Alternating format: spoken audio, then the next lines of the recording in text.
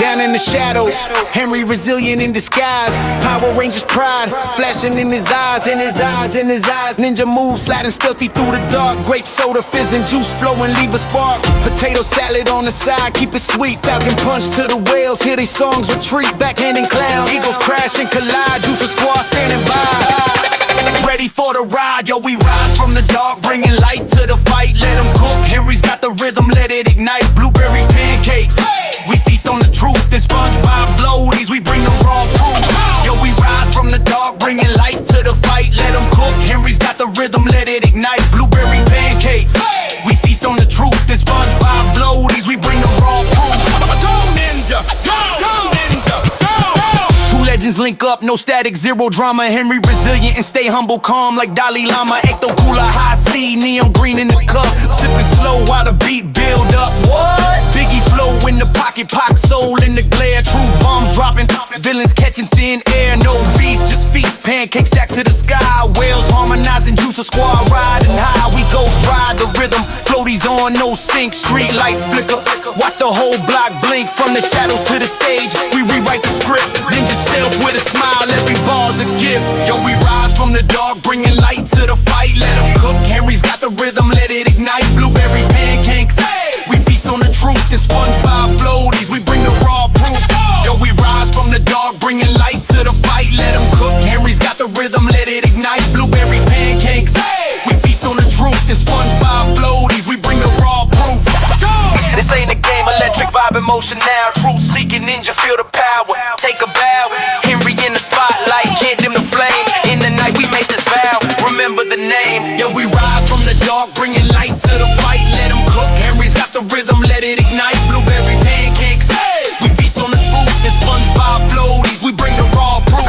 Go ninja, go, go ninja, go, go.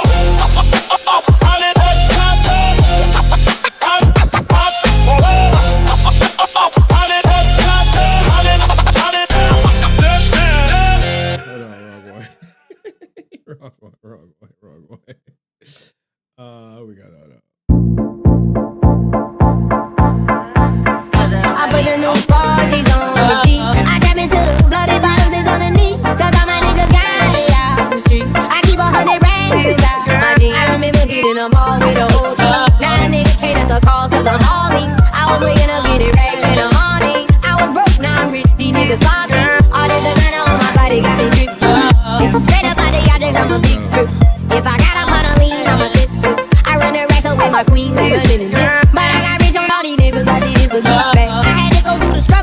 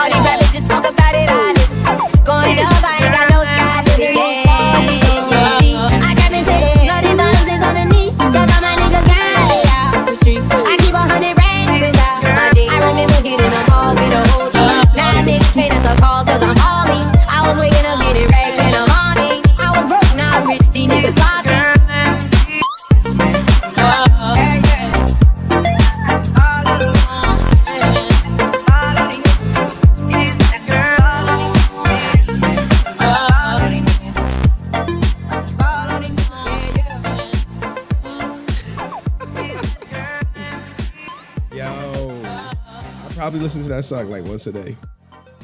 So, anywho, how's everybody doing? Laura, I see you in the chat. I see everybody. I see Mr. Levo. Who the fuck is this? Brent Deveries, how was the weekend? Hey, the weekend was good, man. What's up, nigga? What's up for the weekend, nigga? Let me see if I can show y'all how the weekend was. Let me see if I can find how the weekend was. They're like, hey, Henry, what you doing on the weekend? Cuz I was like, man, I was out there with my daughter getting it. We was out there having fun. I gotta scroll because I don't know how to search for myself. Let me see. Author? Henry Resilient? User? Let's see. Henry Resilient? Oh, I think it got all right. Okay. Okay. I think it. I'm trying to find the stuff I posted, the videos I posted. Search a specific channel. Power Rangers. I see a couple things I posted. Trying to find the videos I posted. Y'all want like, yo, how was the weekend? I'm like, I could probably just go to my Instagram and show y'all one of them. Hold on, I gotta make sure. I gotta make sure like my stuff's not showing. All right, here we go. All right. So I was at a skating party with my daughter. Decided that she wants to skate by herself at the skating party with all these people. Now, crazy thing is, you're about to see her against the wall. There go my daughter right there. She was on the wall, hugging that joint. Struggling. I was trying to teach her, but you know, daddy ain't that cool at a kid's birthday party, I guess. But I'm about to zoom right past her. But she's trying though. And her friend over there too now. So hopefully they have a little moment. So my daughter. But hold on, I got some more. I know I got some more. 1, 2. Gotta make sure I don't like show my daughter. Cause you know, you got weirdos out here trying to like get a picture of my daughter and shit. Like, I just want a picture of his daughter. Goofy stuff like that. Hold up. All right, there we go. All right. So anyway, I'm like, should I do more of this stuff? I don't know. You got Petty ASF trolling me, Marcus Digital. Shout out to my man, the actual King Smith. I'm like, should I do more of these, more comments? I remember those days. Roller Ring, good to see it. Yeah, dog. Shout out to all the real dads. This reel has one comment from Facebook. And just comment on my stuff on Facebook. Big up to the resilient dad. Yeah. Here, I'll show y'all some more. Give me a second. Where's my stream prep section? Hold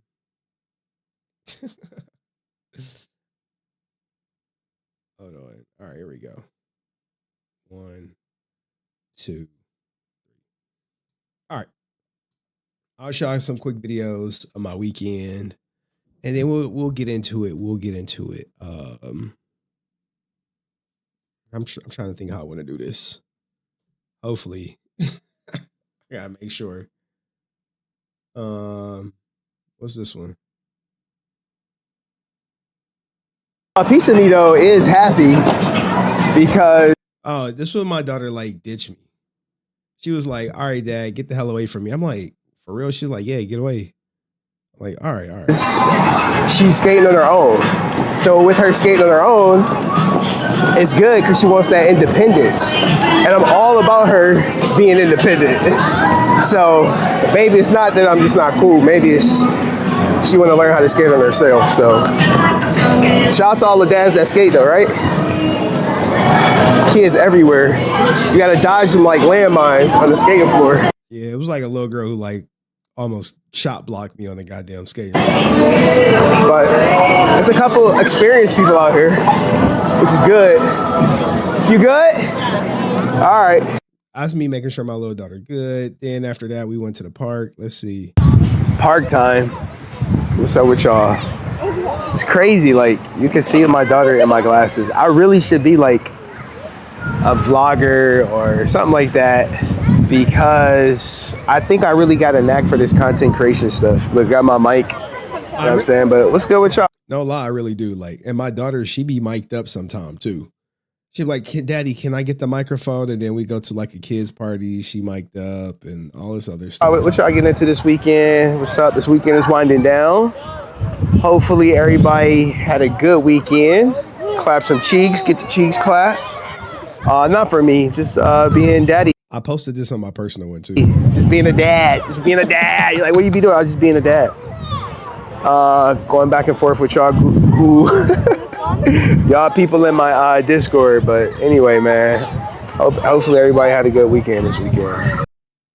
And the last one, now y'all said I was like gay for wearing this. Popping. Here we go. Daughter got tired of wearing her bow, so she was like, Daddy, you need to wear it. I'm like, okay. This is literally what happens when we go out. She got like something she don't want to wear. It's just like, all right, Dad, you got to take it. Hey, I guess, but anyhow, this weather out here is so nice. So many kids here. She enjoying herself. She found her little friend. Brave kid. Just, hey, can I play with Yeah, shout out to CJ. He was like, yo, can I play with your daughter? I was like, sure, man. your daughter? I was like, oh, sure, man, no problem. And they've been like inseparable.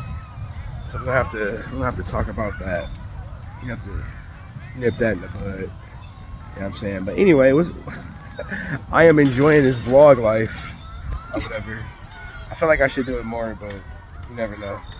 Yeah, I mean, I'll be thinking about it, but it's like, it's too much. Like, you know, say if I was to do like a father channel. So Let's see, how many views did this joint get? 522. That's not bad. 522 on a vlog, on a daddy vlog when I'm known for like drama. That's actually, you want to hear something funny? That is my least viewed. Yeah, it's my least viewed piece of content on my Instagram channel. Yep. See, people like, hey, be positive. I'm like, for what? For what? No one cares about the positive shit. So, well, not the least view. I guess I got some old XQC joints I put up. Edited. I was paying like big money for those edits. Now it's like done with AI. So, anywho, let's get to all the topics. Is one topic that's not loaded. It's gonna be a quick stream, guys. I promise. Let's get this popcorn planet stuff out of here. I hate when they click bait us. Anywho, hold on. Give me a couple seconds. I gotta load some stuff up. That if you grew up watching Power Rangers, The fandom from your yo.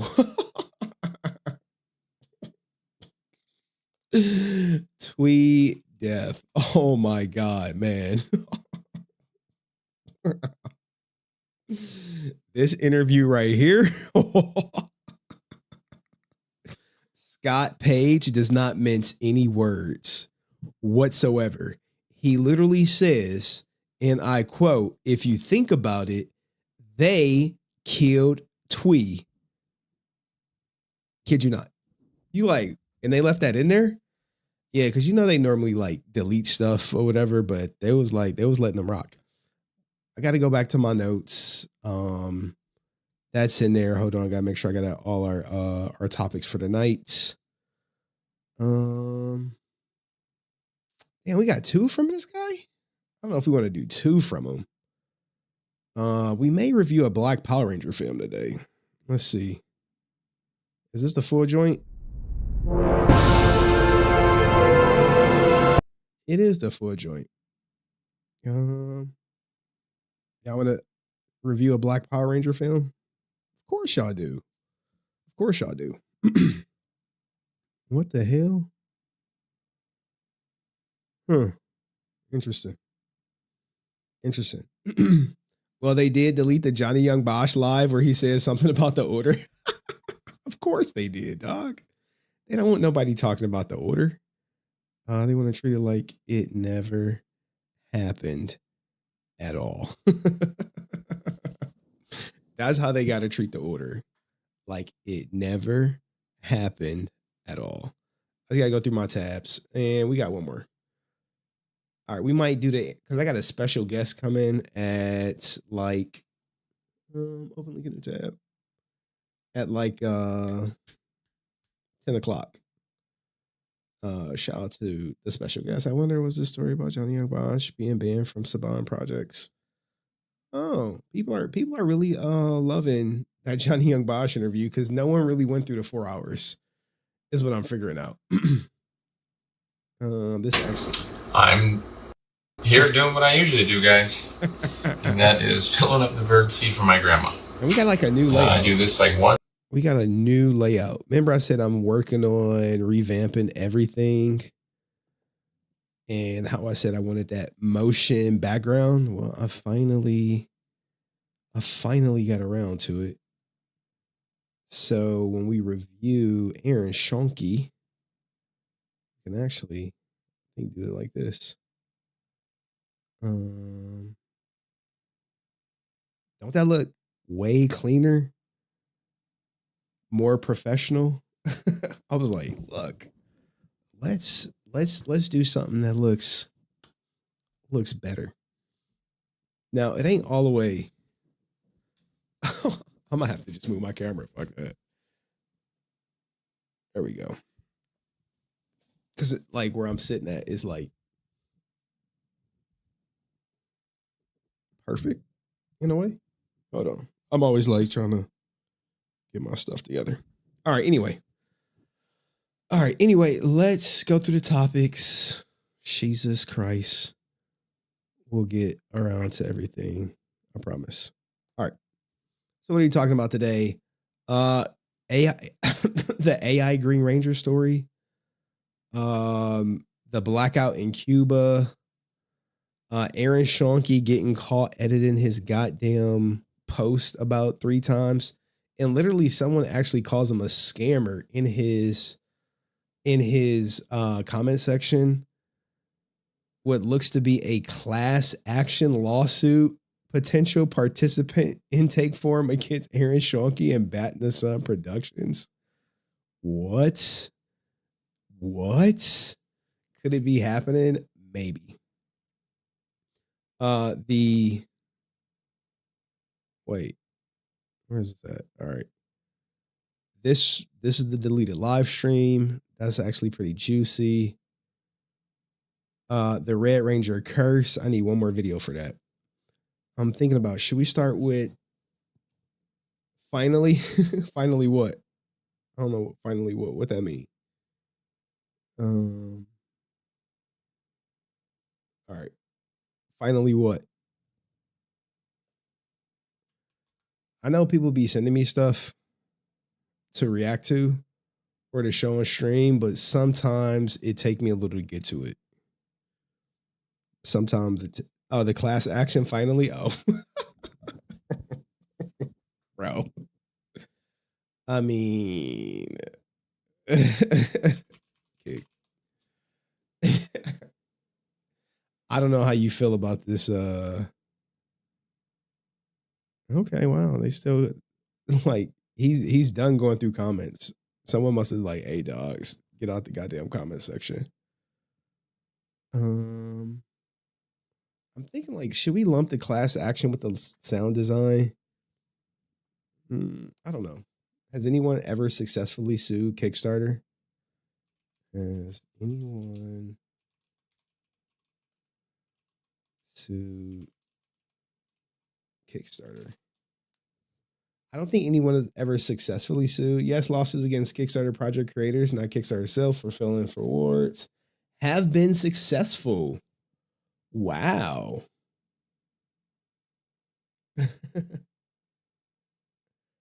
Okay. All right, we got some legs. I didn't really research this in all honesty, guys.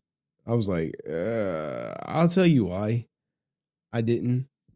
But let's get y'all warmed up with some AI slopper rapper. And hold on. Then we'll transition into, is Tommy too much? Or should we start with, is Tommy too much, then AI? Which one y'all want to see first? I'll let y'all decide.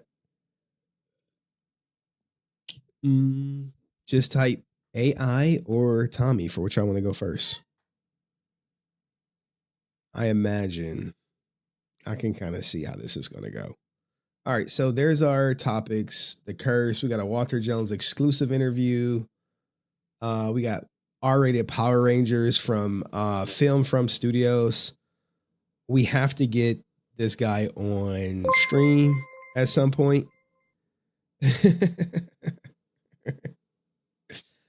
We got to get him on stream at some point.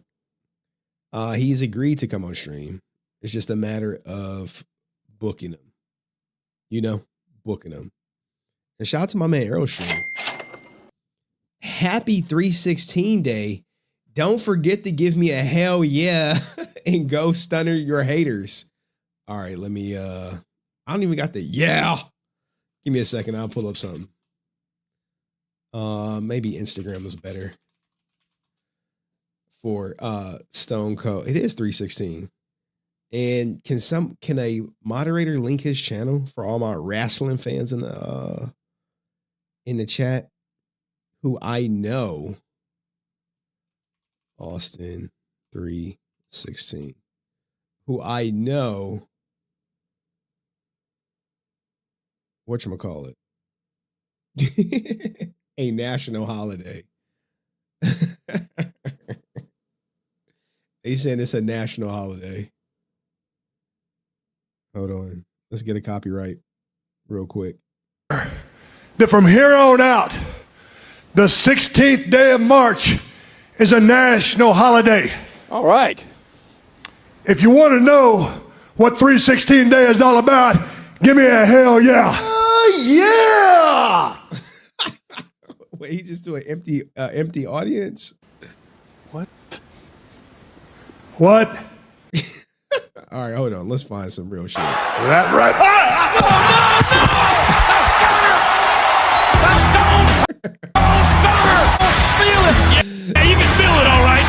Oh, to be a kid in the arena where Stone Cold was at. Oh man. Oh, I was there when they came to my city for Monday Night Raw. It was great. Great experience. You sit there and you thump your Bible and you say your prayers and it didn't get you anywhere. Talk about your Psalms, talk about John 3:16. Austin 3:16 says I just whipped your ass. Oh man. Hey, put a 1 in the chat if you ever saw Stone Cold live. You had to see him live. You had to see him live. They are. Austin, stop! You had to see him live.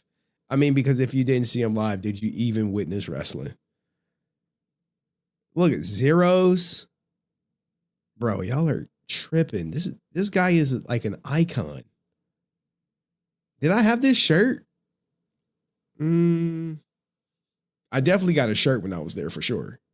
There was no way I was going to go there and not get a shirt. That was like, I wish I still had that shirt.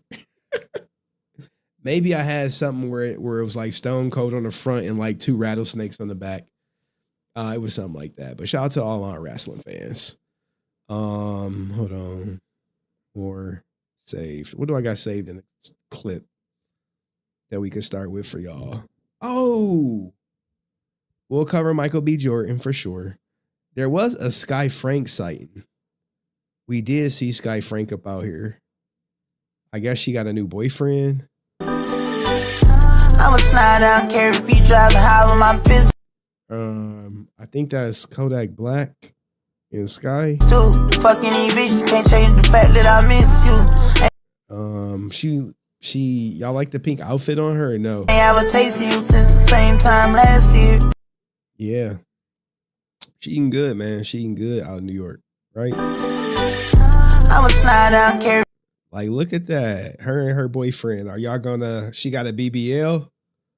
She got a new man before GTA 6? Be driving high with my pistol. Fuck. You know, I mean. I'm being harassed online by HenryResilient. Bro. Oh, man. I think I had like a Power Ranger clip in here. Where is it at? No, I just saw it. Oh, yeah, we got Power Ranger interviews. No. Where's my clip? Oh, here we go. Now who's ready for round 2? You ain't said nothing but a word, bitch. Yeah, count me out. He already beating our ass for the 1v5 here. I got it. Why don't nobody listen to me? Hey, yeah.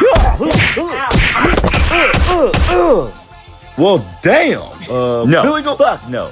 I already told y'all look at Trinity. And you want me to go out there, you do it. You're the leader. Zach, nah, you're the leader. You go throw them hands. Everybody on this team is fucking useless. Hey, yo, Jason, I'll go ahead and fight him. You know what? You should be ashamed of yourself. Man, let me go out there and fight a man like that, bro. Now who's ready for round 2? You ain't said nothing but a word, bitch. Yeah, count me out. Yeah, we need more. We probably need a whole season like that, in all honesty. Make sure we got to get to this food interview. Let me just pop it out. Open link in new tab. And it was another interview. I'm going to just combine them both. We already covered that. We covered that ninja. All right, we got 2 interviews. There's the Chat GPT killer. Me on the cruise. This shit's tragic. Shout out to all my haters.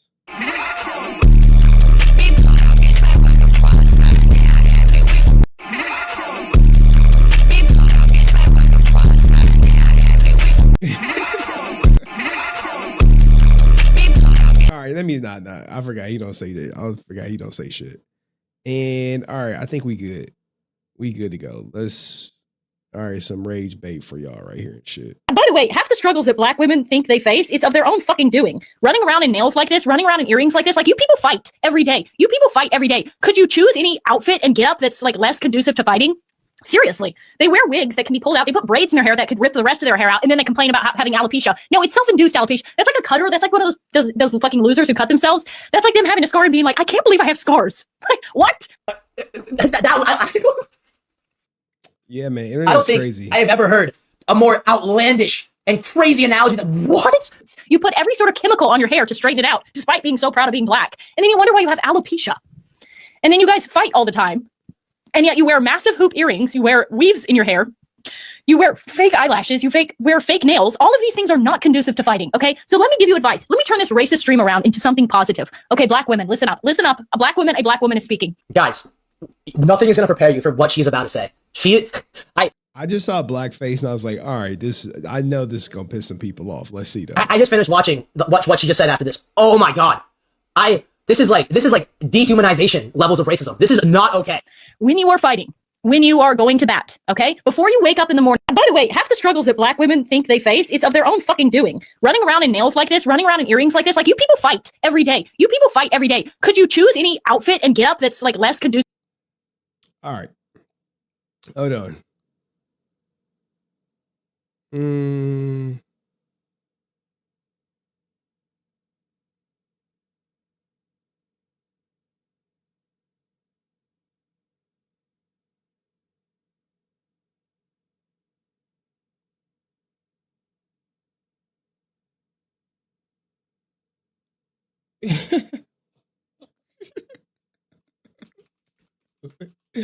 Oh shit. All right. Anyway, let's get to my content because we got an hour and a half before our guests come on. Are y'all pissed off? All right, cool. Yo, what did you miss? Let's talk about why Tommy is too much. All right. Let's get to the content real quick because I got to be done by like 11. I'm just looking at all this stuff. All right. I gotta focus. We can't be here all night tonight. All right. I haven't watched this. Do you think Power Rangers was the Tommy Oliver show? Well, Power Up, Level Up has a video. Let's talk about it. Then 9 out of 10, you love Tommy. Now me, this is my Power Rangers GOAT. He's the reason why I love Power Rangers. Something that I've been hearing a lot in the Power Rangers fan base is that people believe that Mighty Morphin, Zeo, and Turbo became the Tommy Oliver show, and it was less about the team and more so about Tommy's story. Let's talk about this.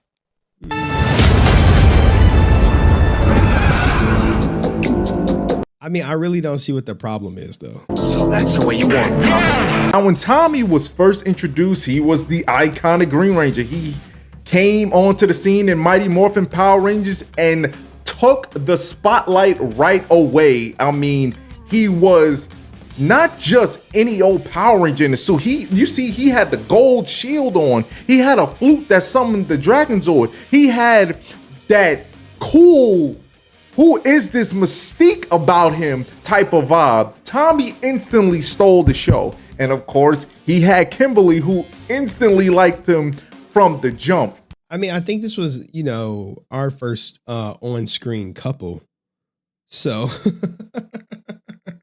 I mean, I don't see the issue. Green with Evil is probably one of, if not the most important episodes in the Power Rangers franchise, because I feel like this is what started to take Power Rangers, Mighty Morphin Power Rangers, into the new, into another gear. Because, you know, for the most part, before that, Power Rangers, you know, you get your typical story. You know, Monster comes in, Jason and the team finds a way to destroy him, boom, boom, bam, boom. But then you got this one guy, this Tommy guy, who's a martial artist that's kind of on the same level fighting-wise as Jason. And Rita was like, I'm gonna make this guy into a Power Ranger, and I'm gonna make him stronger than Jason. I mean, I think that was the original storyline in Super Sentai. Only issue is, but didn't the Green Ranger die in Super Sentai? Any of my tokusatsu ninjas out there can confirm. For 5 episodes, I do believe, you got Tommy washing and handling the Power Rangers, and Jason had them struggling. Had that another iconic moment of when Tommy went into the Megazord, launched all of them out, and gave hands, feet, and ankles to everybody on the team, including Kimberly. You know what I'm saying? Right away, they made Tommy feel like a bigger deal. They made Tommy feel like he wasn't just a regular guy. See, there we go. Waldo, yeah, the Burai, the Dragon Ranger, died, and the Green Ranger powers drained his life. There we go. A regular enemy. He was here. People wanted to see more. So they had to finesse to bring Tommy back on the show as the 6th Ranger. And man, I feel like that was what's needed, because if you watch Mighty Morphin and you go on to those, you go through those earlier episodes pre-Tommy, it was very formulaic. I mean, like, even after Tommy came, it was formulaic, but like Tommy added that spice, that sizzle, that seasoning. That he had the X factor. He was the show. He eclipsed the show. Sometimes that happens when you bring on a character so polarizing and I guess popular in this instance, it changes the format of the show. Where it's like, all right, well, now he's gonna say it's Morphin time, and then you got people like Austin, like, hey, that's my line. They like, hey, shut up, let him say it. Lowry's, that case, like, he added it. You know what I'm saying? Yeah, Steve Urkel. And he made Power Rangers better. Exactly. Steve Urkel did it too. Yes. Family Matters more so became about Steve Urkel and what Urkel had going on because he became more popular. And I knew that. Yeah, everyone was doing that. They needed. I feel like Power Rangers would not be where it is today without the Tommy Oliver character. You know, eventually he was the franchise. He became the LeBron James of the thing. Tommy loses the Green Ranger powers and he becomes the White Ranger Tiger Power. He becomes the White Ranger. And when he becomes the White Ranger, he has Zaba and everybody. Jason, who was the leader at the time, really takes the back seat. When Tommy was the Green Ranger, he played the Sixth Ranger. You know, you want to see how he can be as a leader, but he was that Sixth Ranger. He had moments when Jason was just like, yo, we need Tommy. And Zordon would call him up and be like, Tommy, I need you to help them out. They out here getting folded. And you know, I would imagine it's likely tied to ratings too. When they say, hey, when we got Tommy, he's the focal point, we got more people watching. When they make, you know, Zach the lead, they like, Zach, get out of here. Billy, atrocious. Kimberly, yeah, ratings are up. Tommy, ratings are up. Jason Lee Scott, ratings pretty normal. And then Tommy will pull up. But when Tommy became the White Ranger, this to me was peak Tommy. This is my favorite version of Tommy. This was Tommy at his most coolest. I would agree with that because that's when he officially took over leadership. It was like, this guy's the leader. There's no question about it. This is our guy. This was it. This was Tommy. When you think of Mighty Morphin Power Rangers and Tommy's greatest moments or whatever, it stems from this right here. He was that guy. But in doing so, and Tommy continuously gaining this fanfare and just so much popularity over the course of episodes and seasons, Jason takes the backseat, and there was a lot of stuff behind the scenes that was going on with money and things like that. And that I feel like that kind of made it easier for them to be like, okay, this guy, Tommy, we already see how popular he is. He's willing to stick it out despite the low payments and everything. And we're going to make this guy the face of Power Rangers. And he was no longer the Sixth Ranger. It was no longer a question whether he was the leader or not. He did become Power Rangers. He did become. Here's the thing. When he stuck around, it was because he saw the bigger picture. He saw the bigger play. He saw the long-term vision of what he could do being a constant regular on TV, where other people, they wanted a percentage of the toy sales. And later up, you're going to hear a guy say, hey, they may have been misled. And because of that, they killed Thuy. Not my words. That's the other guy's about to come up. I think his name is Scott Page, right? The franchise player when it comes to this show. And even when you go back to the Power Rangers movie, the Mighty Morphin Power Rangers movie, and this is the first time I heard about look, guys. Oh, I'm sorry. I'm cutting it off. Oops. The Tommy Show. This is when it became the Tommy Show. Tommy had the most lines out of everybody in that movie. Now, when I was younger, when I was a kid, I was enjoying this. I was eating this up because I didn't know a lot about the behind the scenes stuff and what they were trying to do. I just know that I always gravitated towards Tommy Oliver. I used to rewatch that movie all the time.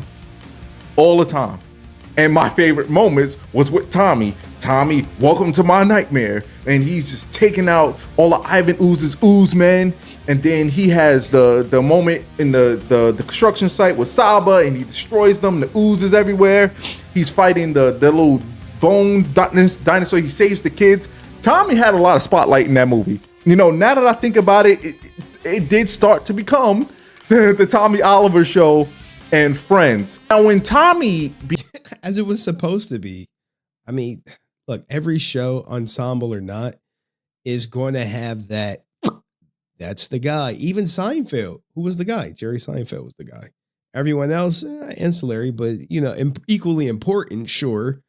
But Seinfeld was the guy. Became the Zeo Red Ranger.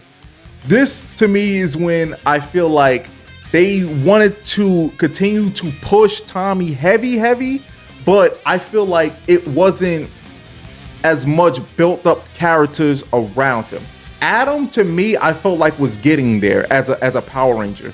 But I felt like if you wasn't Tommy's love interest or whatever, like, Rocky kind of got. Here's the thing. Fun fact. Adam was actually supposed to take over being the leader. The lore is back there. That's why he started growing out his hair. But that never came to fruition. Shafted, and we already know how he got deleted from the show. And Tanya, I feel like, was a great Yellow Ranger, but her character was very underdeveloped. The only other Ranger that I saw that was really... I mean... I hate to say it, right? I hate to say it, but the black women on Power Rangers just never, they were just there to appeal to a demographic. Make that of it what you will. Putting in work was Adam and Jason when he came back. He was the Gold Ranger. Tommy had a lot of stories in Zeo. Now to think about it. He had the storyline with his brother. He had the storyline with Kat. It's crazy because both of them going, you know? Same way. Ouch. He was the Gold Ranger. Tommy had a lot of stories in Zeo. Now to think about it. He had the storyline with his brother. Damn. Both gone. And I believe this episode is why some people think Jason David Frank was like Indian or something. He had the storyline with Kat. He had the storyline with him getting a new Zord, that little battle Zord or whatever. He even fished and got Jason to be the Gold Ranger. And you remember that episode when they tried to make Tommy evil again and things like that? This show was heavily centered around. Now I did see that episode. I did see that episode. I was like, well, let me check that out. Tommy. It's weird to say because when Tommy was the White Ranger and when he was in Mighty Morphin Power Rangers, it just seemed a little bit, I don't know. It was, I had no complaints with it. I prefer Tommy as the Sixth Ranger. When he became the Red Zeo Ranger, it was great seeing Tommy, but it was just like, I don't know. All right. He wanted him to be the James Harden of Power Rangers. Nah. You can't do that. Like James Harden now was a starter. He was cool in Oklahoma coming off the bench. But once people really saw his potential, it's like, nah. Imagine if he played the whole game. Things like that. And that is Jason David Frank. He started off as James Harden, but eventually he became a starter. No, it just, wait a minute, time out. Before I even forget, they even had the brother trying to sing. That was the only time Tanya really good. What they trying to sing with Tanya at one point? It did become Tommy Oliver and friends, you know, in a not so good way because I felt like Power Rangers is a team show, right? It's a team show. Mighty Morphin, I feel like there was more team together and everything, and the chemistry was a little bit better. When it came to Zeo, and that's probably another factor that kind of turned me off when it came to Zeo. Didn't really feel like that same team, we here with each other. Like Mighty Morphin, I just felt like y'all was good friends or whatever. But when it came to Zeo, Tommy was franchise player. He is that guy. He was selling merch, he was selling toys and all of that stuff, and everybody was so underdeveloped that it was just like it was easy for him to stand out. Like, I don't know what Power Up Level Up expected. When you have the quote unquote Steve Urkel of the show, you're gonna push him. Hey, he's good for review, he's good for ratings, he's good for toy sales. We need to make the show more about him and eliminate this ensemble formula. So yeah, hey, we're in this to make money, not appeal to a fandom and what they want. And I think sometimes fans, y'all in the audience included, lose sight of that. You get it in your mind like, well, shout out to all you goofy Dino Thunder ninjas. It was the best story, guys. Shut up, bitch. Get out of here, man. Them toys ain't selling, dog. Them toys ain't selling. The ratings ain't what they need to be. Yeah. Dino Thunder. Oh, it was so great. Yeah, man. Cool, man. No one's watching it. No one's buying the toys. All right, we about to reboot MMPR for the 30th time. Now, I mean, I would have loved to see Power Rangers Zeo if they did focus more on developing Tanya's character and having Adam reach that point. Like, even though I feel like Adam was like my second favorite Ranger out of Zeo, continue to push him. Rocky got nothing. And Kat, of course, was the love interest of Tommy, so she got a little bit of love in there because she was rubbing shoulders with Tommy. Kat was good. Now, this is when the Tommy Oliver show came to an end, when they went to Turbo and they got the Turbo suits and everything. Those episodes in Turbo, I just felt like JDF was definitely phoning it in, bro. Because ain't that like their least viewed season or whatever? Like the lowest rated season was Turbo. I mean, who was really buying Blake Foster being a kid turned into like the Shazam effect? Nope, that just wasn't it. I felt like I was barely seeing him. And this is when Adam was like really taking over. To me, I felt like he was the unofficial leader. I just felt like I just saw this because he was about to take over. See more Adam, and it just kind of sucks because I wish he did actually get that leadership role. Because I felt like from Zeo up into Turbo, Adam was getting there, but they wanted to wipe the slate clean. They wanted to get new actors and actresses. And I know JDF wanted to do some more Hollywood stuff. That's what I hear. Correct me if I'm wrong, but that's the stuff that I was hearing, that he wanted to explore other options. And he was on the show for like mad long. He did Mighty Morphin, he did Zeo, and he did Turbo. He did 2 movies with that too. So he did television shows and 2 movies coming out of Power Rangers. And, you know, I don't blame him for wanting to explore other options, because he was popular around that time and he had a great look. So there you go, right there. Space had a solid toy sales, but nowhere near MMPR. It's about money. It's about the money. Money makes the world go round, guys. Why not? Him towards that later season of Turbo, and even when he passed the torch to TJ, it was just like my guy was phoning it in. Even when he left the show, it was just like, hey, yo, TJ, there you go. I think you were good. I think you're good enough to be the Red Ranger. There you go. Take your powers. And then we all know how that ended for my guy TJ. So did Power Rangers become the Tommy Oliver show? I would say yes. It had to become the Tommy Oliver show to survive. You know, in Mighty Morphin, I preferred him with the Green Ranger powers and the White Ranger powers. I felt like that's when Tommy was at his peak and he was at his best. And Zeo, it just felt like the show really did become his show. You know, he was the franchise, he was the face of it, but it really became less of the team and more so of, let's give Tommy all of these stories. But with that being said, he's still my GOAT, okay? He's the reason why I love Power Rangers, and one of the most iconic figures of my my lifetime when it comes to celebrity public figures to this day. I keep it above, I keep it fair, okay? Despite me saying that he's my GOAT, I prefer his earlier seasons, okay? But with that being said, let me know what you think about this whole Tommy Oliver show. This is Tommy and Friends, Zordon era, the type of energy. How did you feel on it? Do you feel like it hindered the show? Do you feel like it hindered other Rangers? Did you feel like it was actually great for the show that they was pushing Tommy to the moon? Let your boy know, all right? I mean, they had to push him to the moon. You want to push him to the moon or survive or appeal to a smaller Rangers fan group? No, you're going to appeal to the guy who really has the most fans. So that's what they did what needed to be done to elevate the show, to keep it viable for seasons to come. So when Power Rangers became the Tommy show, yeah, first 3 seasons, boom, boom, boom, had to. And then they had to like give them the Tommy Oliver infusion for like newer seasons. Like, boom, we gotta add him in here. We got him, Adam. Hey, we doing this. All right, let's see if he can come back for a cameo. Hey, we doing the 20th anniversary. All right, we need him. We need him. All right, 25th yeah, we got to go get him. 30th anniversary, like, nah. But you know, it is what it is. Shout out to all you Dino Thunder ninjas. Shout out to Power Up, Level Up for the conversation. But yeah, man, it had to be the Green Ranger show. So let's go. Like, subscribe, hype the video. See you next one. Peace. All right, cool. Shout out to my man. Class action, Aaron. Let's go, man. That class action lawsuit. Yeah, we'll get to it. That was that. Let's keep it going. We can close out this. Nah, we'll delete the group. Want to hear about it? Let's move on to the Power Ranger curse, and then we're actually going to get to the Aaron stuff. Because I don't want to be streaming all night. All right. Aaron. Hold on. Where's my you done messed up, Aaron. Like my power had an outage. Not like a power outage, but like I got like a smart meter now. So hopefully I could do the off hours charging and we'll be Gucci.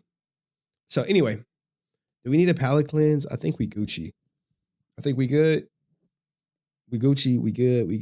13-hour stream. No, dog. I got to go to work. I'm actually tired, dog. I'm actually tired. But I did promise someone they can come on at 10 o'clock to talk some stuff, and we will honor that. All right, so let's talk the Power Ranger curse. I like this setup. I really do. In all honesty, I like it. Do you guys think there is a red? I just got to figure out this camera situation. Just got to figure out the camera situation. Or you know what? Is it the screen situation? Like every time my daughter is over here, she be whatchamacallit. She be doing the most. Cause she be like, I'm sitting in your chair, daddy. I'd be like, I'd be looking at her like, get up. All right, I don't know what Mr. Level talking about. Anywho, let's keep it going. Power Ranger curse. All right. I got everything loaded. I just got to get the transcript for when you talk about the curse.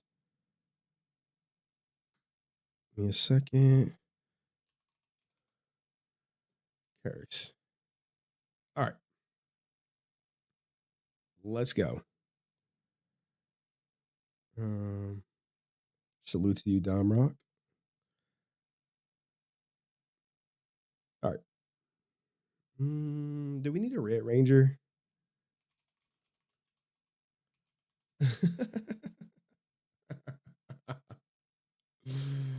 Oh man, I know Austin be like, I fucking hate you, Henry. I'd be like, bro, I gave you $50 for a selfie. We should be good, right? Nope. Like, goddamn, Austin, like, Jesus, man. I didn't tell you to take that goddamn money. Why you ain't go to the police? All right, anywho. We need Pooh Maga Savia. P-A-U Maga Savia. This was crazy, right? I remember this. Whatchamacallit? What's the Ricardo Medina? This guy is innocent. I hate to say it, but he's fucking innocent. Well, I don't hate to say it, but he's 100% innocent. Jesus Christ. All right. Austin St. John, the most popular, so you got to give it to him first. Like, bro. Nothing new on his PPP loan? Well, yeah, I do have something new on the PPP loan. His partner in crime got sentenced. Like, I mean, do we care about the other people's sentences? Like Cord Newman, the guy Austin St. John snitched on, who maintains his innocence, even though he was found guilty, was also sentenced to probation. So imagine that, right?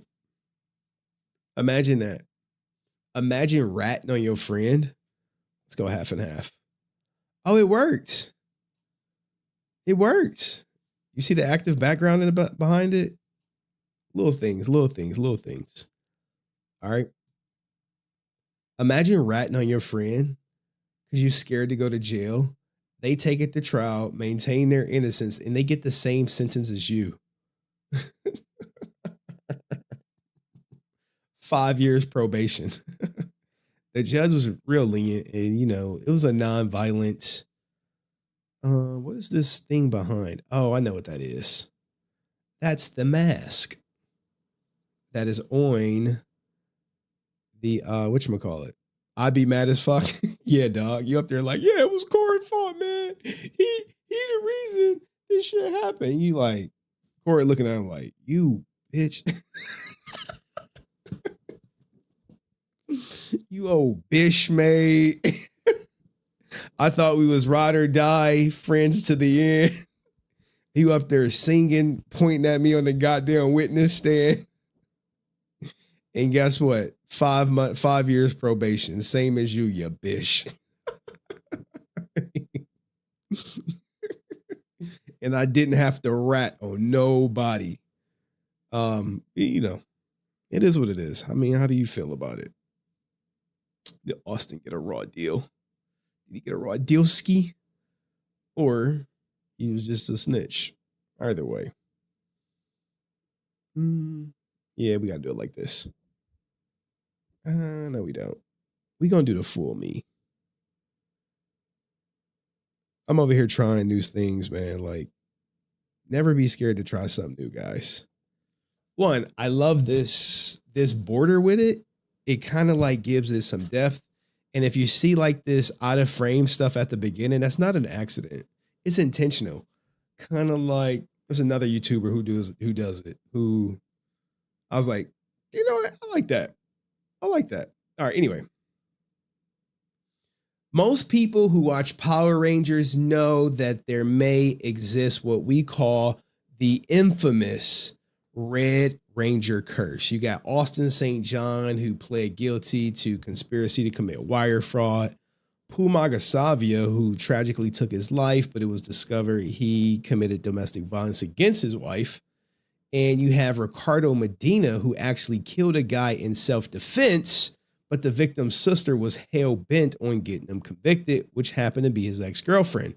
So now Walter Jones was in this interview in the, Boy Meets World podcast, where they asked him about the Red Ranger curse, and here is what he had to say. Did you now I have to ask, and my co-hosts are going to go, huh? And if you don't want to talk about this, I totally understand. But okay. Do you believe in the Red Ranger curse? There's no Red Ranger curse. There is not. That's just some stuff somebody threw together and was like, oh. I mean, when you consider the fact this show's run for 32 years, there's been at least 110 actors associated to the Power Rangers. There's bound to be some idiots or some, some bad luck involved at some point. Yep. Some people, like it's not just a cast of 6 people. Right. It's a lot of folks. Yeah. And even though they're not the original Mighty Morphin Power Rangers, they're still associated to the brand. So sure. I imagine if there's people get in trouble. It happens. Yeah. And people make mistakes. So yeah, it seems like good. When he said people make mistakes, he's talking about Austin St. John. Yeah, I don't think he made a mistake. I think he knew what he was doing. If he didn't, he would have went to the police after he gave someone $170,000 and they ghosted him, But, it is what it is. People think this is like some good nerd theory, and maybe it is. But the people over at Cracked looked into it. Here's what they came up with.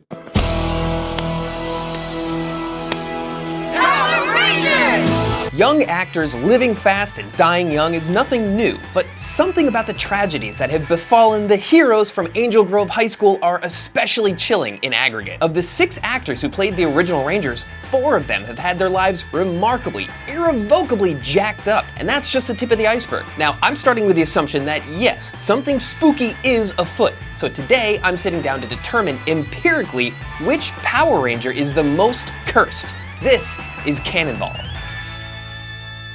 The jury's still out on the efficacy of trigger warnings, but it's worth noting that brief descriptions of most things that usually get a trigger warning follow. The point of this episode isn't to make light of tragedy, but to honor the actors we felt so close to as kids, and kinda throw a side eye at the ones who really let us down. Questionable implications of color-coded casting aside, the diversity of the Power Rangers was a huge step forward for representation. They showed little kids everywhere that people of all races and genders can kick ass, get good grades, and have a good relationship with your white male boss. As a girl, an Asian American, and later, the first lesbian superhero featured in a movie.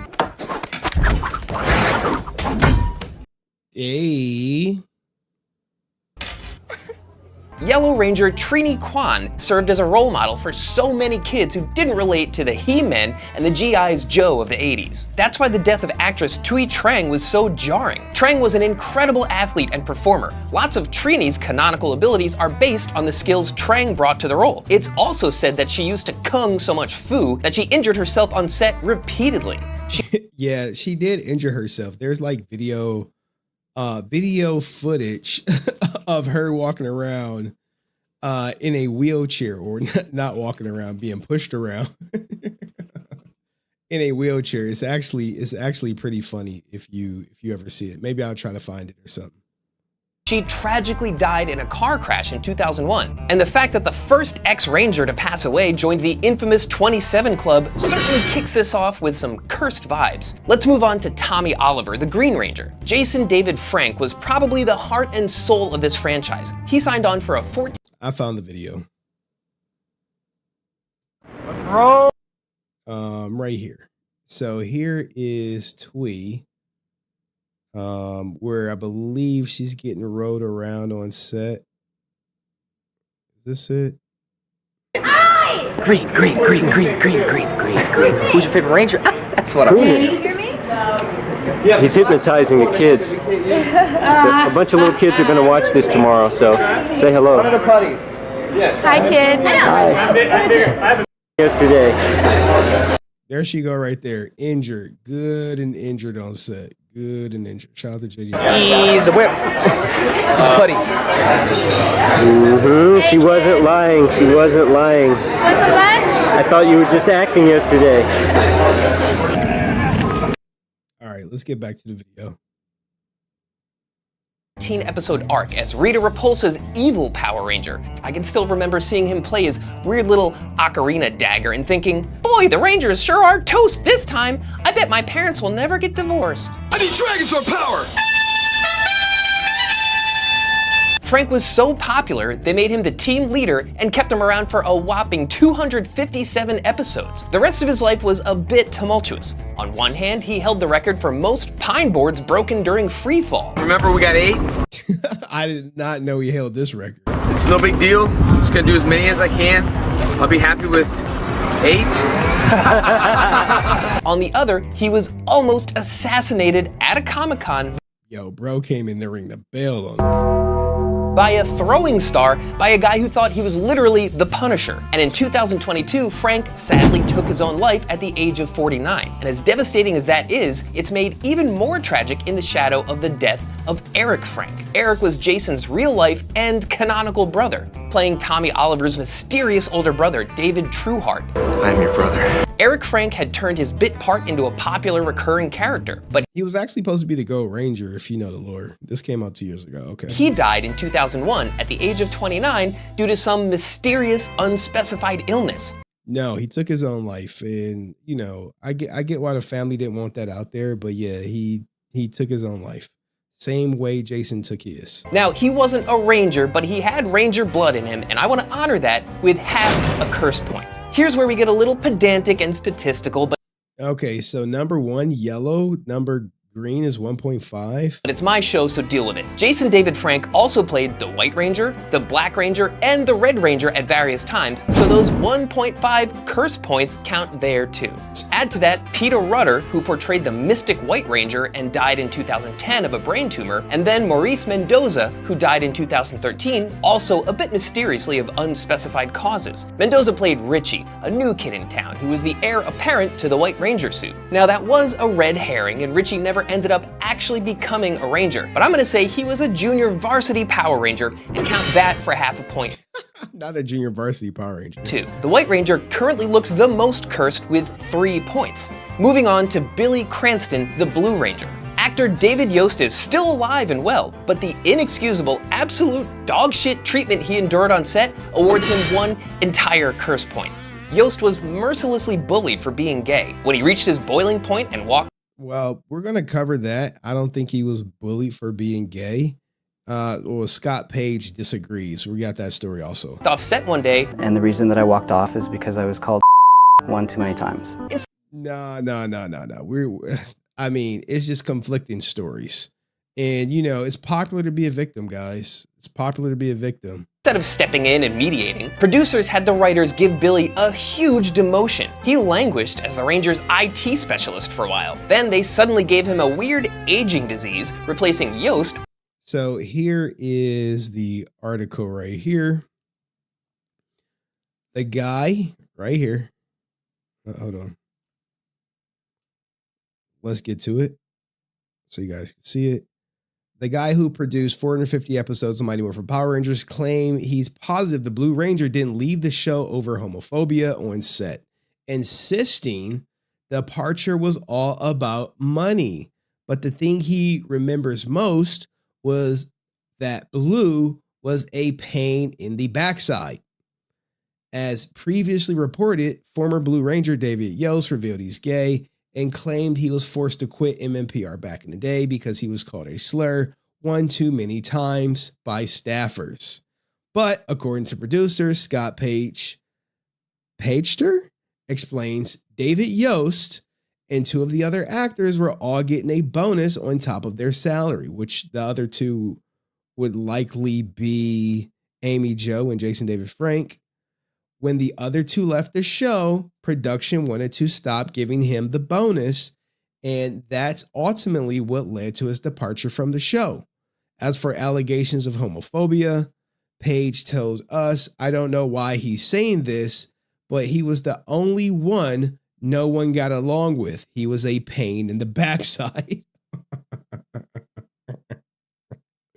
Now, I've heard this before from other people because when he was in the Power Ranger movie, he was upset that maybe one of the newer cast members were getting, quote unquote, all the cool parts and wanted them to tone that down for that new actor. With a significantly older actor, William Frederick Knight, and then sending him off to some foreign planet forever. Aside from being a quintessentially Poochie-y moment, it also feels like one last jab at Yost. The Blue Ranger left Earth to pursue a relationship with an alien, implying that what, his love is inhuman and that he doesn't belong on his home planet?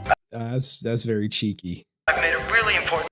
Who did this? Not with the she broke hand. You're hilarious for that. Oh man, hilarious. decision. I'll miss you all, but I'm going to stay here on Aquatar with Sestria. He's so happy, he's speechless. Bye. That. Yost also has the rare distinction of having been personally wronged by Bryan Cranston. Cranston has claimed, credibly, that they named Billy Cranston after him, but he referred to the character as the Fey One. For the record, the Blue Ranger is yeah, he did call him the Fey One. Isn't even canonically gay. On top of Yost's perpetual torment, William Frederick Knight passed away in 2022, clocking in the Blue Ranger at 2 curse points. Now, interestingly, Yost very briefly... Hold on, we got some news. David walked off the show during contract negotiations. He wanted Power Ranger money despite no longer being a Power Ranger. See, there we go.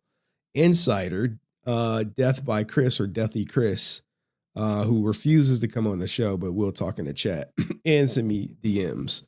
But yeah, it's all good. Yeah, thank you for a little bit of context. He voiced the Pink Ranger in a body swap episode called Switching Places. Billy?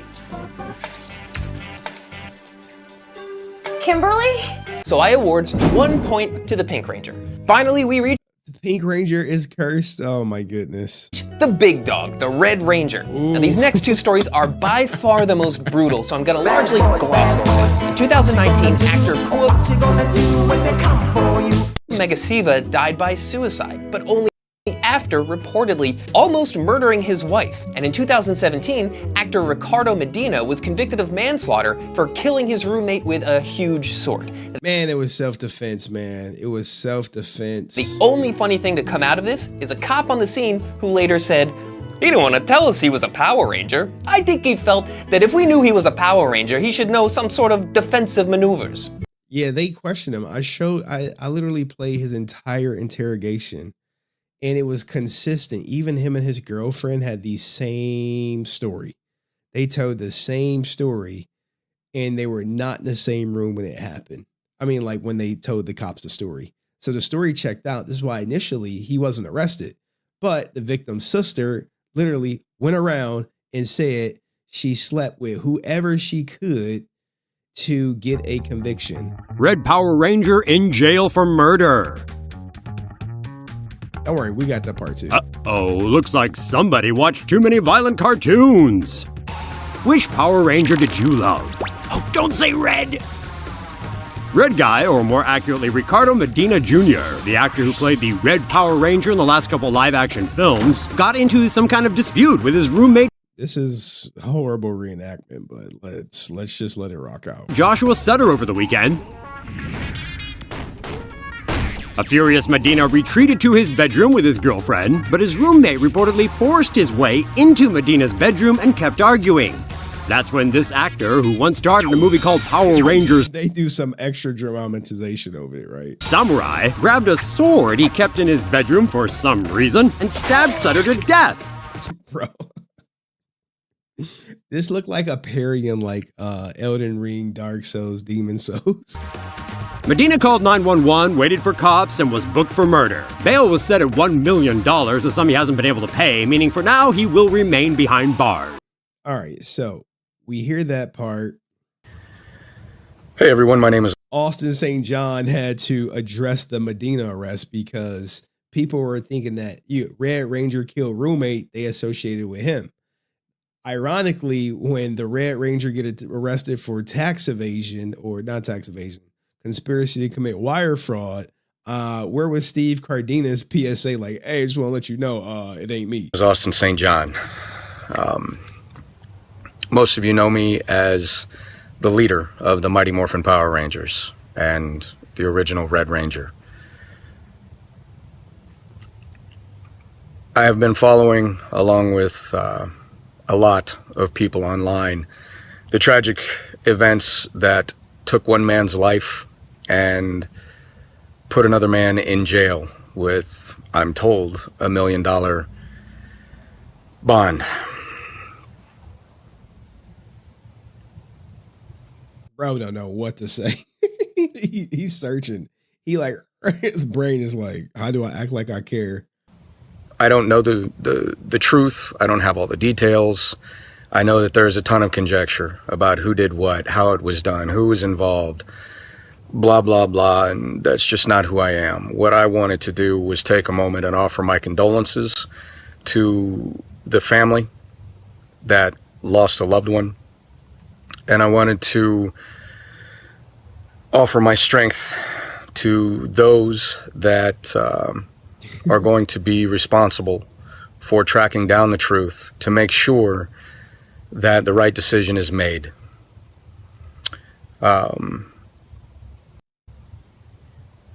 Yeah, I wish Steve Cardenas would have did this when Austin got arrested.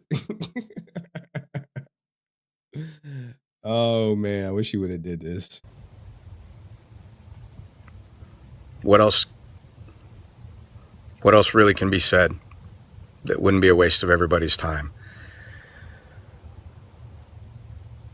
I wish everybody the best. All right, dog, we get it. You ain't do it. Handle it? Absolutely not. So this is the sister, right, of the victim, and she's just literally about to confess to sleeping with any and everyone to try to get a conviction. So my go-to was, I truly believe that God hates me. That was my thing that I would say, is God, he fucking hates me. That's the only thing in my mind that sounded correct at the time. And, you know, I put 100% of my time, 100% of my effort into fighting him and befriending police officers and screwing police officers and doing whatever I had to do to get information and to make them do the right thing. And I did some dirty, nasty things that I never thought I would do just to make sure that justice was served. You had to have sex with a police officer I absolutely did. To do what? Just for information. I wanted information. I wanted to know what was going on with the case because, you know, everything's kept between themselves. And I was the one collecting evidence. I was the one that was talking to the media. I was the one that was getting the signs and figuring out why the door wasn't really busted down. And I just happened to run into a sheriff at a bar, and he's like, yeah, of course I know your case. I got some information on the case. Yeah, dog, she was out there getting her cheeks clapped. I am a nasty woman. Lieutenant so-and-so. I'm like, okay, well, if you... Wait. All right. Then we don't need for me to jump in, but you kind of get where I'm going, right? You kind of get the picture. Ricardo Medina. Now he did his time. I would love to have him on the show because I swear everything looked like self-defense. All the evidence pointed to self-defense, but because you got his fast ass ex-girlfriend / turned escort sleeping with every Tom, Dick, and Harry, it was like, all right, if you drop some neck, let me clap them cheeks, grab them ankles, we'll go arrest his ass. And he pled out to manslaughter. Because it was a crime. It was in the moment. And all the defensive wounds, quote unquote, it was because when he got stabbed, the guy grabbed the sword and his hands got slit. But, he pled guilty. He pled guilty. But you have this testimony right here to maybe provide a little bit more context of why he was arrested in the first place. He doesn't know anything about martial arts or kung fu or Krav Maga or anything like that. He's an actor. On a somewhat lighter note, the last of the OG Power Rangers to majorly step in shit is Austin St. John. In 2022, this gavone was indicted on federal charges as part of a scheme to fraudulently collect $3.5 million in PPP loans. Now look, I would love Now, people get the story wrong. They make him seem like he was some mastermind. But This week, federal prosecutors announced the arrest of 18 people, most of them North Texans, for defrauding the COVID area Paycheck Protection Program out of millions of dollars. One of the people arrested, likely a familiar face for many millennials, maybe even their parents. Fox 4's Stephen Dial has our story. Stephen. Bro, face swap me on the scene, dog. On the scene. I honestly got that polo too, no lie. Yes, Steve. According to investigators, they say that 16 illegal loans were obtained, totaling about $3.5 million. Someone was at the home of Austin St. John, known as the original Red Power Ranger, but they had no comment. Those facing charges could face up to 20 years in prison. This week, federal prosecutors in North Texas announced a huge pandemic relief fraud bust. 18 people arrested for allegedly. There it go. Jason Lawrence Geiger, a.k.a. Austin St. John, a.k.a. Red Power Ranger. God damn. Of McKinney, Texas. Stealing millions. He was 47 when he got arrested. Jesus Christ. From the Paycheck Protection Program, aimed at helping small businesses navigate pandemic closures. Among those arrested, 47-year-old Jason Geiger, also known as Austin St. John, best known. Bro was on the news. Bro always go viral for the wrong reasons, man. For his role as the original Red Power Ranger from the You could literally search Pacer for Red Ranger and his case will pop up because that's a name. That's an alias. 1990s. TMZ. See, I was able to go to Canada because I don't have a record. This ninja can't go to Canada. In fact, it's a lot of places he can't go because he's a convicted felon. The reports agents swarmed his McKinney home Thursday, armed, and left with Geiger in handcuffs. We went to his. And it was like, hey.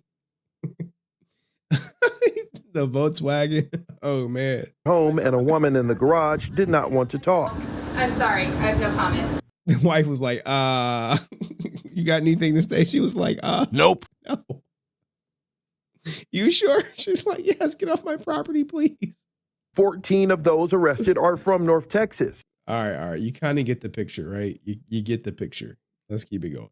Love it if this were proven false, but he allegedly kicked up $400K to the masterminds at the like, how did they get all these numbers wrong, man? top of the scheme. He kicked up $170,000 to the mastermind and 20 some odd thousand to the application guy, and it was $33,000 unaccounted for, in which, according to my sources, he took his family on a trip to Alaska and paid some bills. And the biggest revelation where you knew this guy was like in on the take is after you give a guy $170,000 to invest and you never hear from this guy, you're like, hey, where's that money? I need that money to hire my employees. Where is it at? He's ghosting you. Are you going to go to the police? Why didn't you go to the police? That's what they literally asked him on the stand. Why didn't you go to the police? Because they knew this guy was guilty. He knew the money was fraudulent. That's why he didn't go to the police. When you do something illegal, this is why criminals rob criminals. You know why? Because the criminal getting robbed can't go to the police and say, hey, I committed a crime, but the money from the crime I gave to this other guy and he stole it from me. I'm like, wait. Jason Geiger, let me get this straight. A fraudulent PPP loan was submitted on your behalf. Yeah. On your behalf, right, Jason? Yeah, on my behalf. And it was fraudulent. Well, I just sent some paperwork, man, and the money was in my account, and I gave the guy who did the application 10%, and I invested 170 with the other guy that we all met up and had a meeting about. Okay. And what happened? Well, he took my money. How long ago was this? About a year ago. You didn't think to go to the police? Nope. No. Oh, man. Shout out to my man Dom Rock who says, would Aaron actually stall the release to force a lawsuit only to delay further by saying we can't release while we're litigating? No, man. No. Nope. When we get to Legend of the White Dragon, I'll revisit this super chat, but he ain't stalling because of the lawsuit or pending lawsuit, because that's what it is. But yeah, that's why Austin St. John didn't go to the whatchamacallit. And here is me on the scene right here, guys. There go me out there. I was out there like, hey. I wanted that comment. Hey, you got a comment? Hey, how was that Alaska trip? Here you went to Alaska and paid some bills. Any comment? Get off my property. Okay, ma'am. Carry on. All right, let's keep it going. He's still alive, and he allegedly did this to himself. But seeing the Red Ranger become the real-life equivalent of a putty patroller is such an unbelievable heel turn, it merits half a curse point. So looking at the final tallies, it's clear that the Red Ranger, the original leader of the crew, has endured the most tragedy. And I know this has largely been a bummer, so I'm gonna play you out with a collection of badass moments from the original cast who, as of press time, have not deeply embarrassed the franchise. Well, that's the thing, man. This was a good video, but at the end of the day, you can say, is there a Red Ranger curse? Do I personally believe that there's a Red Ranger curse? Nope. I don't. I don't believe it's a Red Ranger curse. I just don't. But there are people who just made bad and dumb decisions. Austin St. John being one of them. Pooh Magasavia, rest in peace, but he put his hands on his wife. That's a fact. And Ricardo Medina, unfortunately, was self-defense in my opinion, but his scorned ex-girlfriend she was willing to do whatever it took for a conviction. But let me know in the comment section, do you believe in the Red Ranger curse? Did this change your mind? Hype the video, like it, share it with a friend. See you next one. Peace. All right. I think we got to get into the Aaron Schoenke. Like, man, we don't got enough clips. I'm getting low on my clips, on my back end clips. But we'll be all right. Because this Aaron Schoenke one is gonna smack. It's gonna smack. Because we literally got him going back on his word, and then the toy sales. Thuy's death. Yeah, I'm gonna do Thuy's death before Aaron. Hey, Henry and everyone. How's everyone doing? Well, hello, Allison. How are you? Love of my life.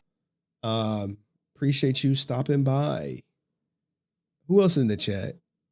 What did you say? There are just shitty people. It doesn't matter what Ranger color you are. Well, has there been any Pink Ranger drama? Henry deliver on the DMs. That woman would delete Ricardo Medina one day. Apologize for saying that. Apologize, nigga. She ain't gonna delete nobody. I mean, like, bro, when I found this out, oh my God. I was like, what the fuck?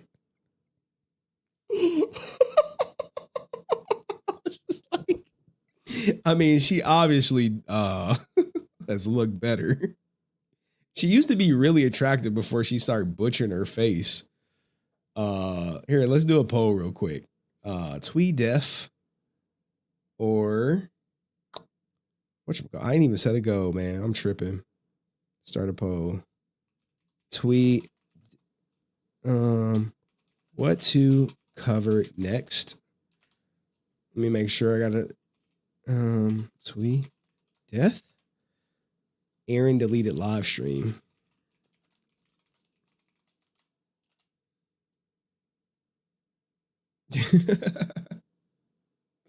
All right, vote, bitches. In the meantime and between time, I think we can cover this. All right. I think we can cover this. Whew. Let's go to my new layout. My new one over here. Hold on.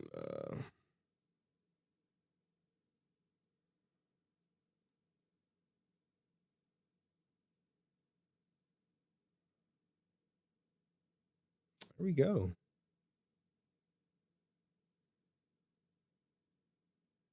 It's been a while.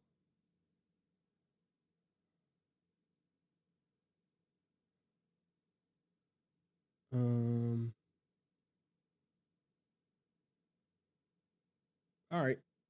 I think we Gucci. Keith sings. Hold on.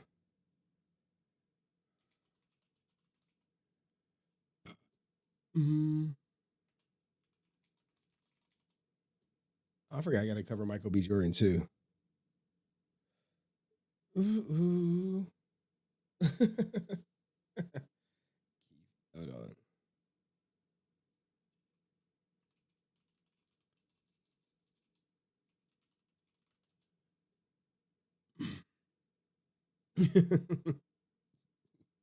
Y'all might remember this ninja.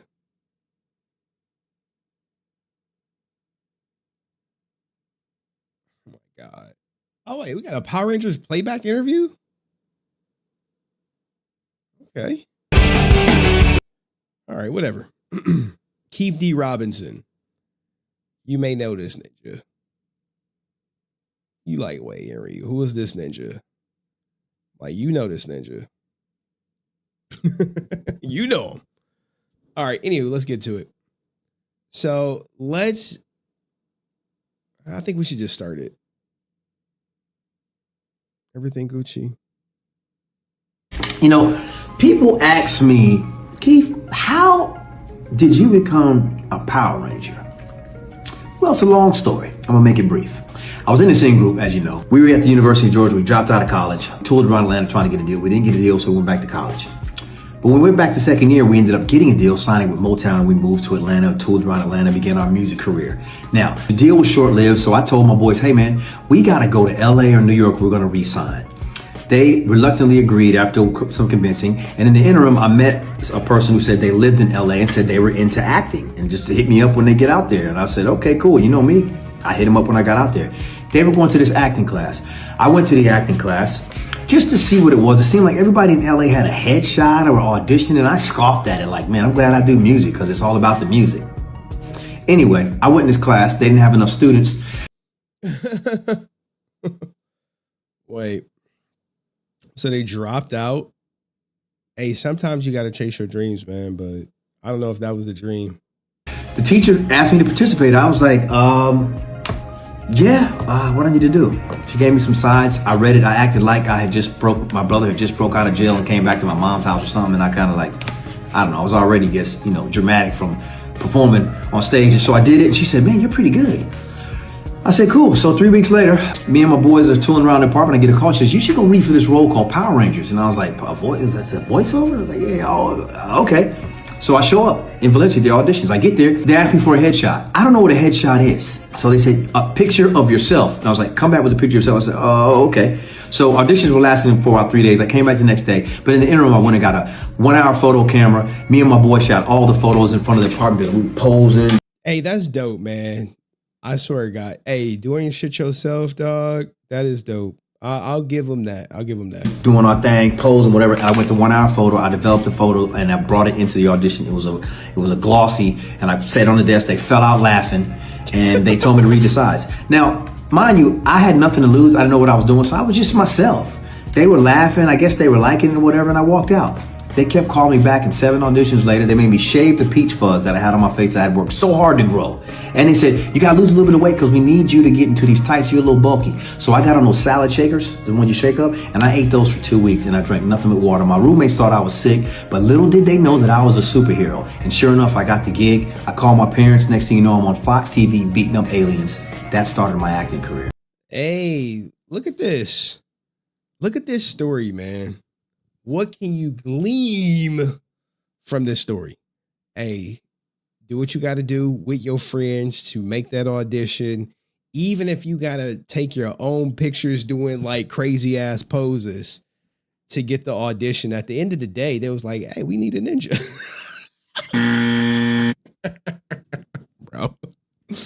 You know, I would love to get him on the show, man. But I wonder what he charge. You know, like, hey, Henry, like, hey, ninja, Like, can I get the ninja discount? You know what I'm saying? Like, can we do that shit? Oh, look at my African American over here. Look at him. Are you the greatest? Oh man. Joe, Green Lightspeed Ranger. And y'all said we could never have a black ranger be a black man be the Green Ranger. Now we got one. Ninja for ninja discount. What? You ain't get the ninja for ninja discount? That's the problem with black people. Hey, we always want to hook up. Hey man, hook me up, man. I'm trying to run a business too. All right, now let's get to Jack Guzman, who says what he learned from Power Rangers. And I reached out to him to try to get the Ricardo Medina interview because he's like the only person who still talks to him, I believe.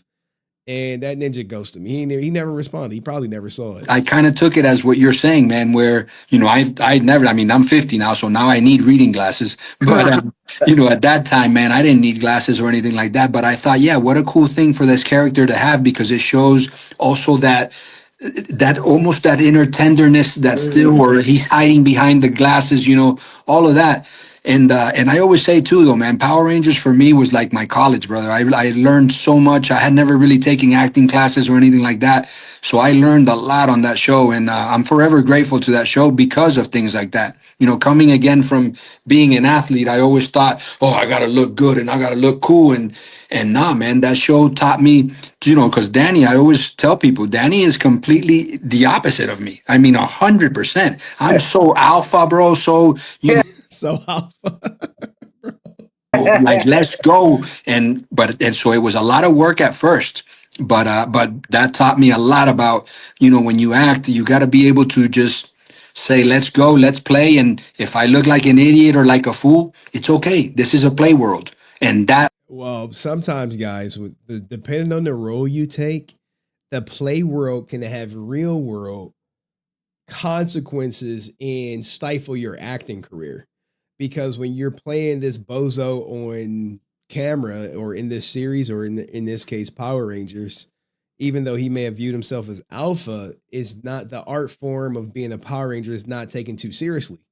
That's why some people, once they're cast and they get their start as being a Power Ranger, that's usually the peak of their career. And that is where it stops. Now, I know Jack Guzman is on Lincoln Lawyer on Netflix. I think he played like a bailsman or something in the courtroom officer. And I guess that's a good look for him. But other people have not been as lucky as Jack. They don't got no acting gigs. That sparked, so it leveled, as you guys say it unlocked levels of my acting. Mm-hmm. And I'm saying, how you say it now, like it's what Wild Force just made. Oh, it's like 20. Yo, shout out to Howard getting the interview. He came out of nowhere. I only saw the first part of the clip. 5 years or I think next year we're gonna be, man. 25th year is coming up. And a lot of people, they have the references like, hey, everybody likes the Red Rangers episode or to the reference. I love, again, with the whole short format, I love how they gave each one of y'all not like I say a perfect ending, but like how you're saying, that perfect resemblance, like y'all all got to do a feel that y'all still want to chase with that character form. To me, I kind of. All right. Okay. Howard Hour with the Jack Guzman interview. Let's give him a like, man. This was 5 days ago. Wow. I wonder, do we got like the full interview? Maybe we should start branching out and covering, different series actors instead of sticking with MMPR. But then I got to learn about them. I got to learn the lore. But this guy is actually, I would say he's funny because he has like some other stories where he's like, yo, I'm trying to eat. People coming up to me saying this and saying that.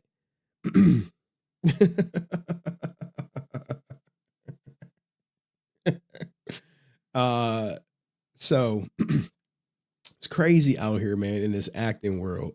But look, hey, some acting is better than no acting, guys. Being goofy on, especially if you aspire to be an actor, hey, I'm going to be a Power Ranger because that's the only opportunity I got at a time. Yeah, I'm going to look goofy and my career may stifle, or, a lot of people go into it thinking their career not going to stifle. And I mean, Keith Robinson, I'm pretty sure has other acting gigs, but, for the most part, Power Rangers will always be their most popular role. But let me know what you think in the comment section. See you in the next video. Peace. All right. What did we decide on? There's a lot of stuff going on.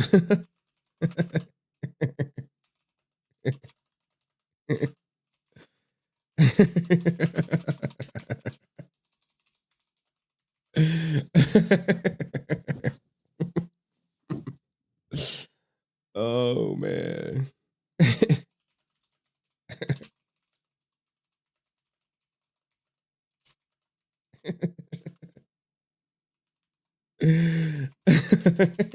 Hold on.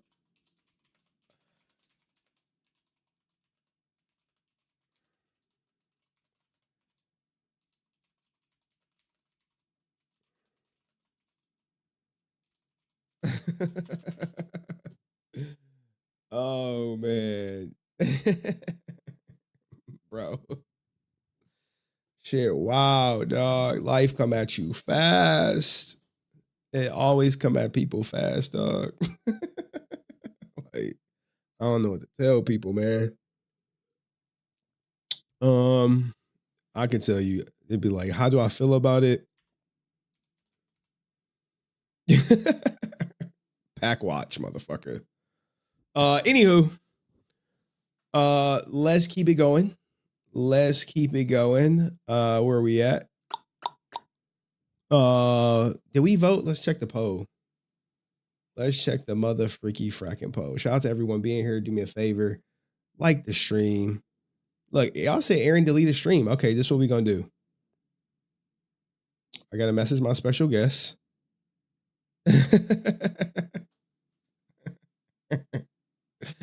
Look, man.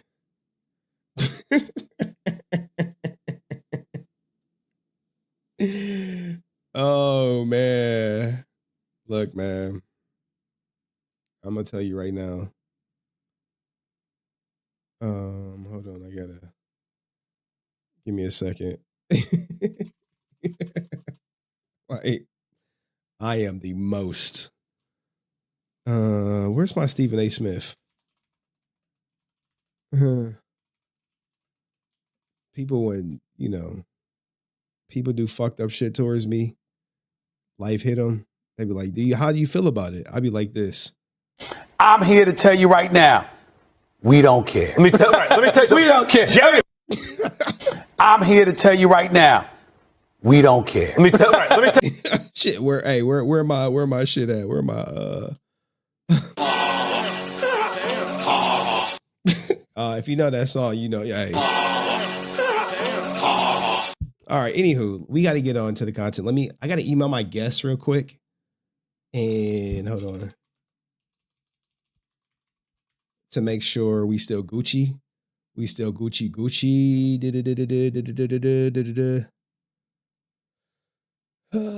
Jesus Christ. I like that full me though. How do y'all feel about this? I just need to get the chat up. Hey, can we push you to like 10:15? All right. 10:15-ish. Sorry, stream be getting behind.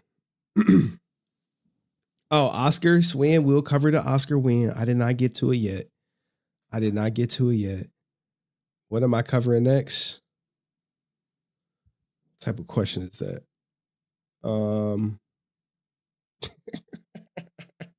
Cayenne pepper.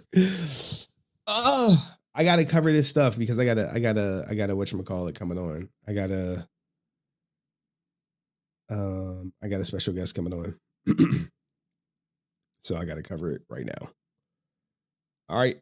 And we gotta do 3 different formats.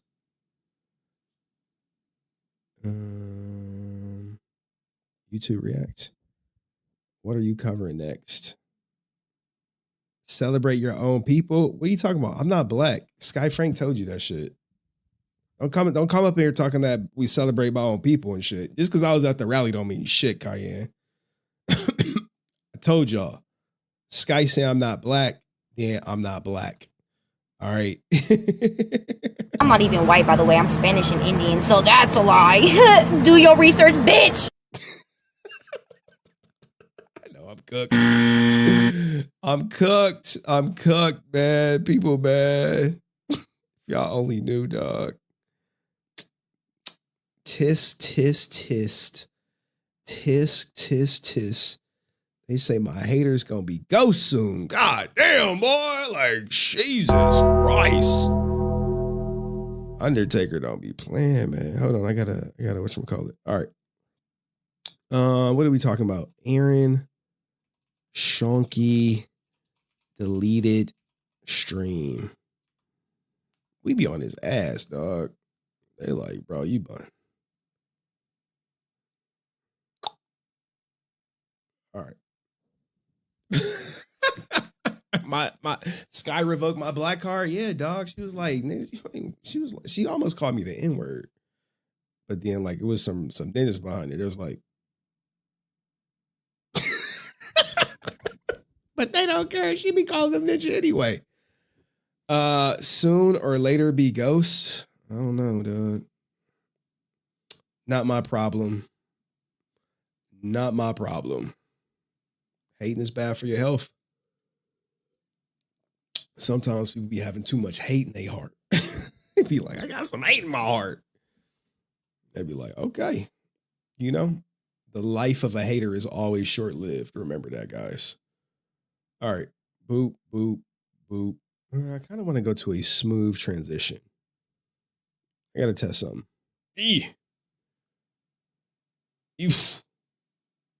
Whoosh.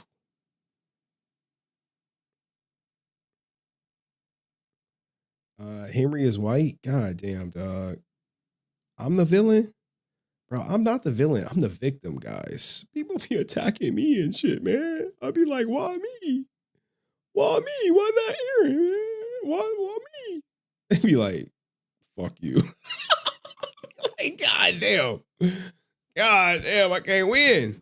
And I got to keep moving because my camera is cropped. Let me just uncrop my camera because I don't feel like fucking moving. Oh, I forgot. I already know what the problem is. Hold on. I already know what the problem is. God damn it.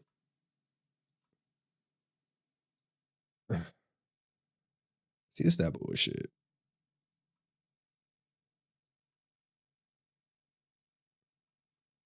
See, this is where I want to sit. I'm nice and centered and all that good stuff. You're evil, Henry? Bro, I'm not evil. I'm really a nice guy. Probably the nicest guy most of y'all know. Like, do I have like a cold-hearted side in me? Yes, I do. I'm not like oblivious to that. Life has been unkind to me. But just because life has been unkind to me, I never go out to be unkind to others. But when people be unkind to me, then I can care less about others. Like, just imagine, right? I had an uncle. He's real cool till he crossed me.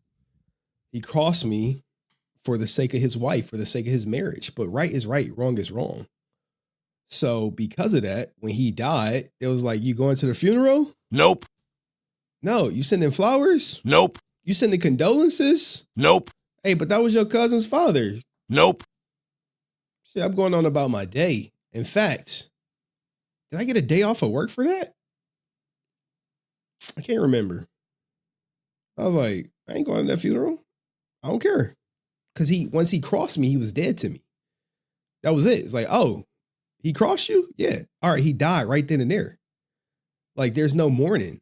There's no like, oh my God, your uncle's passing. I was like, he passed years ago when he crossed me. So it's unfortunate, you know, my cousins lost their father, you know, but I was just like, I mean, because of that, it put a strain in the family. Because I was like, you gonna go over to his house for Christmas Eve? I was like, nope. The fuck? I don't fuck with him or his wife. Why the fuck would I go over there? But you're invited. Nope. What the fuck? Fuck them both. Fuck them both. No. But, you know, you should forgive. Nope. God forgives. I don't. And I meant that. And then my family would be like, you're so cold. I'd just be like, my family be saying that shit. I just look at them all like this. Shut your bitch ass up. Like, the fuck? You ain't me. And how I handle shit and how you handle shit is totally different.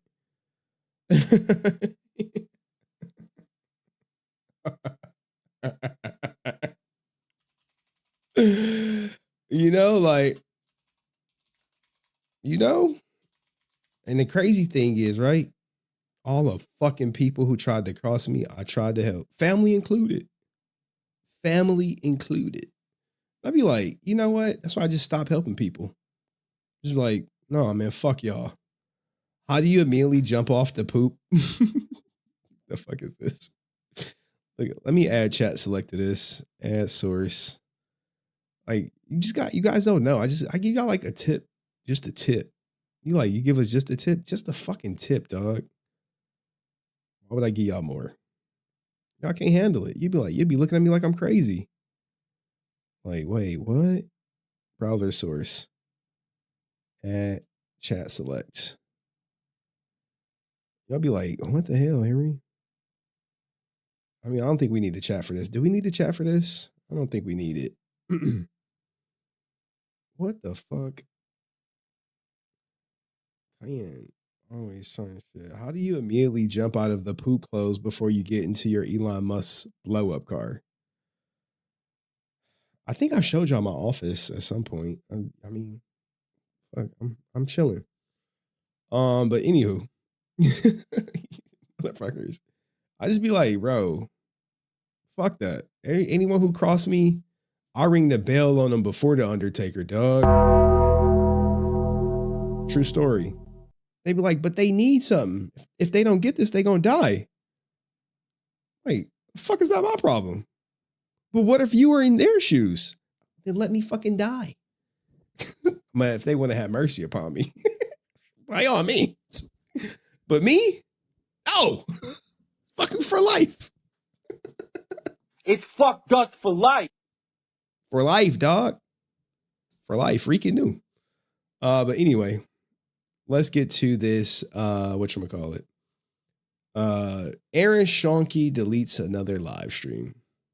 If you guys don't know, Aaron Schoenke is a professional sympathy farmer. Anytime he gets called out for doing crazy stuff like, saying Legend of White Dragons and sound design. So sure enough, he posted 1,000 times on his Facebook page to bury that story. And along with going live at the end of the day and leaving it up on his Instagram for a little bit before he ultimately deleted it. We got it. So let's hear what he had to say. I'm here doing what I usually do, guys. And that is filling up the bird seed for my grandma. I do this like once a week. Talk with you guys, and if you guys have any questions, please throw them at me. Hey, what's up, Alberto? What's up, Jesse? How you guys doing? How are you guys?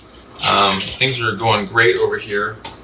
Working on so many things. In fact, if you guys understood how crazy busy that I get, getting all the deliverables for White Dragon put together, so many things to include in that. Which is like beyond crazy. I don't think people understand how many things have to get ready. And then we've been getting ready for months on end. You would think if you're getting ready for months on end, you would just be ready, right? Not like, hey, we got to go back to sound design to mix and match everything for theater and TV and all this other sound stuff. But he's the same guy who said he had to go back to color correction, to color correct it for your TV, your mobile phones. But now we got to go back to do sound design for the very same thing. Make it make sense. And then obviously working on the beatdown. So we got done shooting that a week ago. And now we're in the editing of that, which is, it's looking so good. I also, I don't know if you know, guys know, I help take care of family. So I'm pretty busy with that. He uses the family thing as a shield, 100%. But let's let him keep going. I was at my mom's earlier today, and I'm at my grandma's.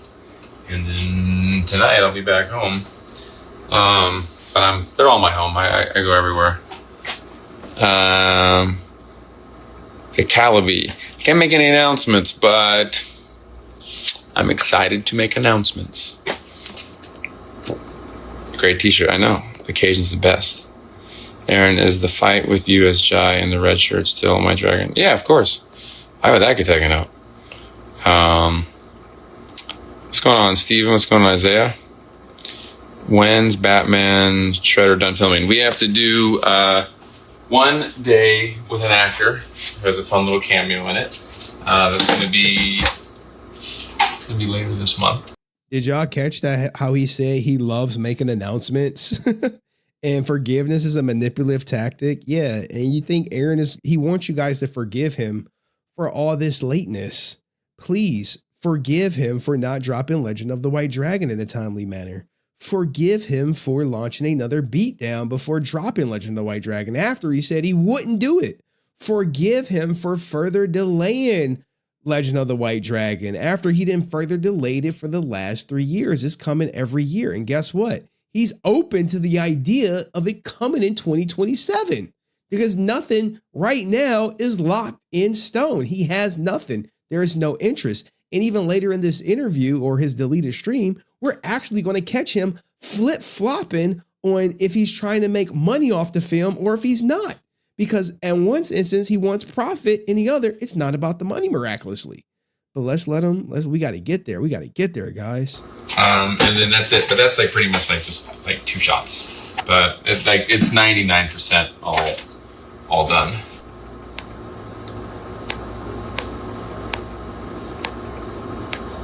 Hey, Ben Dukes is in here. I tell you. Who cares about Ben Dukes, guys? Yeah.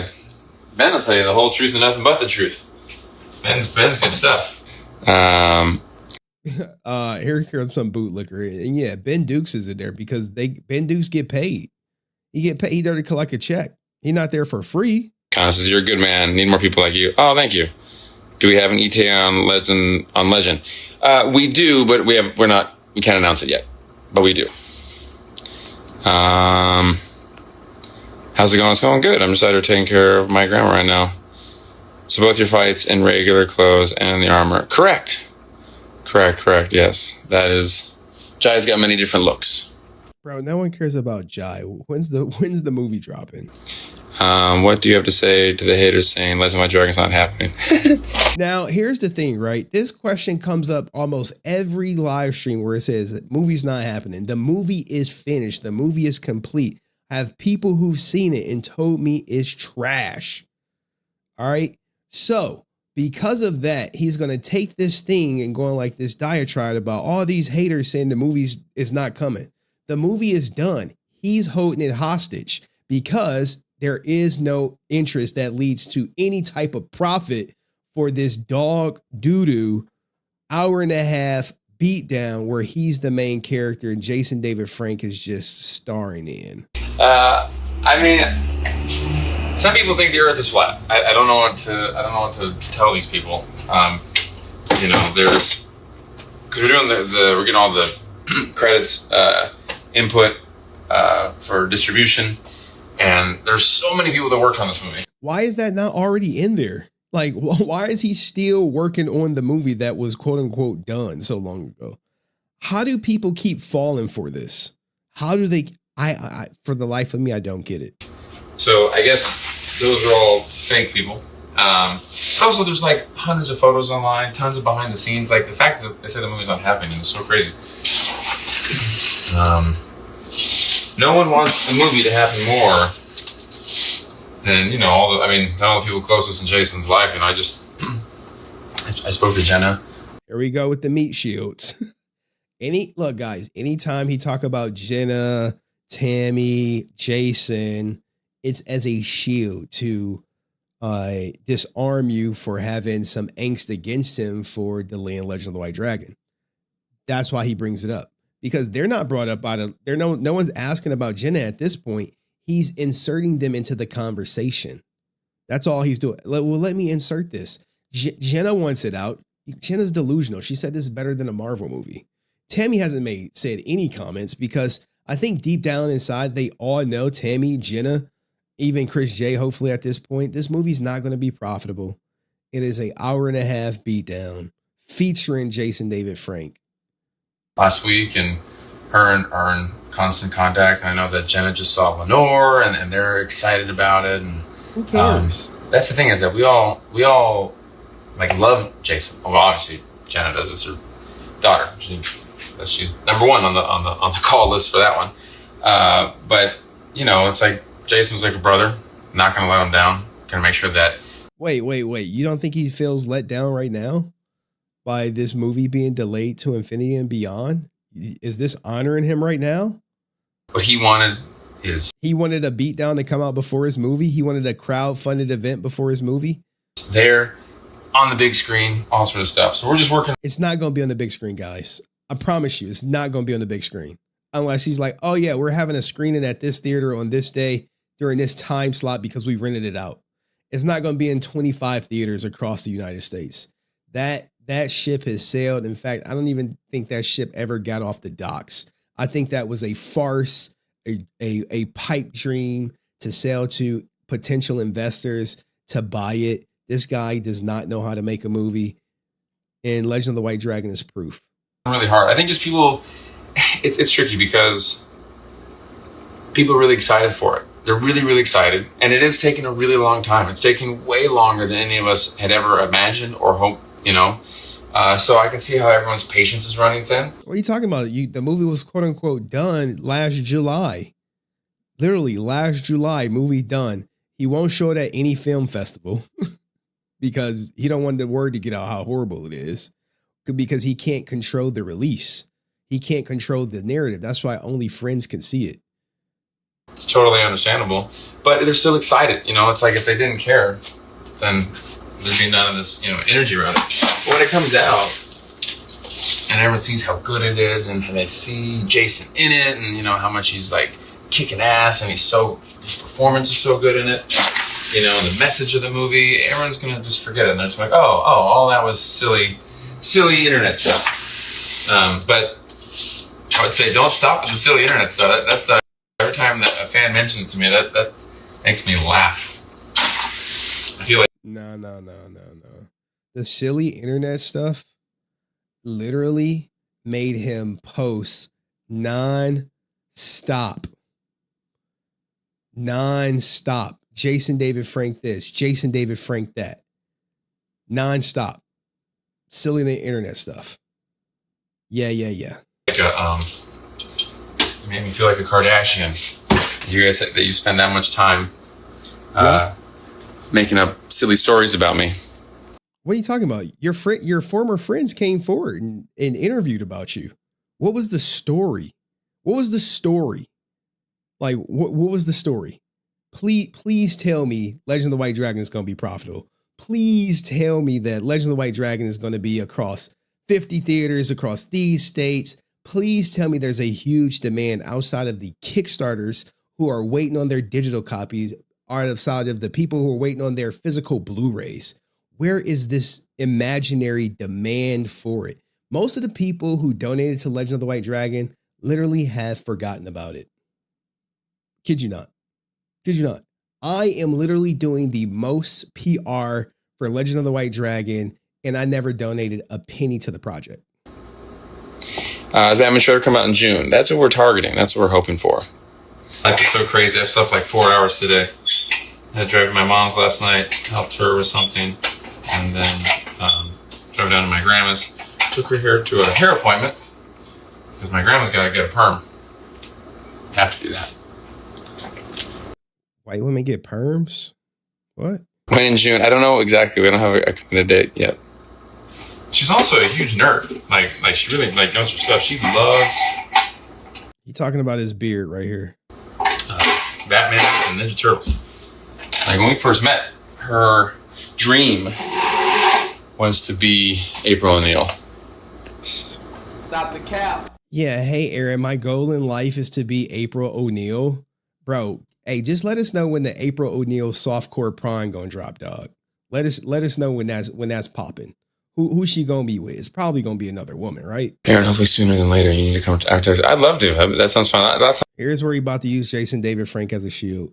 I was there actually was for Jason's funeral, sadly. But do you have any future films in the process? Yes, early process, but yes. early process. Here's the thing, right? When it comes to future films, this guy didn't set out to do, he started out wanting to be a filmmaker. Beatdowns took off.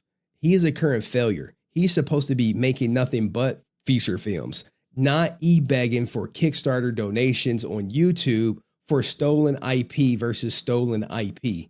So when people look at this guy in the industry, they consider him a failure. No one's life goal who wants to be a filmmaker is to literally, I kid you not, make these beatdowns because one, you're not taken seriously by your peers. Other directors are like, hey, what's your latest work? Oh, I did Batman versus Shredder, 1990 style. What's the storyline? Oh, they fight. April O'Neil's there. Why April O'Neil there? It's my beard. Really? Any Ninja Turtles there? Oh, I can't tell you that. Like, bro, didn't you make, what was it? Batman Beyond Year One? You went from that to this? Well, yeah, it kind of pays the bills now. All right, dog. All right, dog. All right. Yeah, man. Marvel's going to be hitting you up. WB is going to be hitting you up. Nobody is hitting this guy up. You look at his freaking IMDb, it's literally films projects, let's just say projects he worked on for himself outside of the 2 that Jason David Frank got him.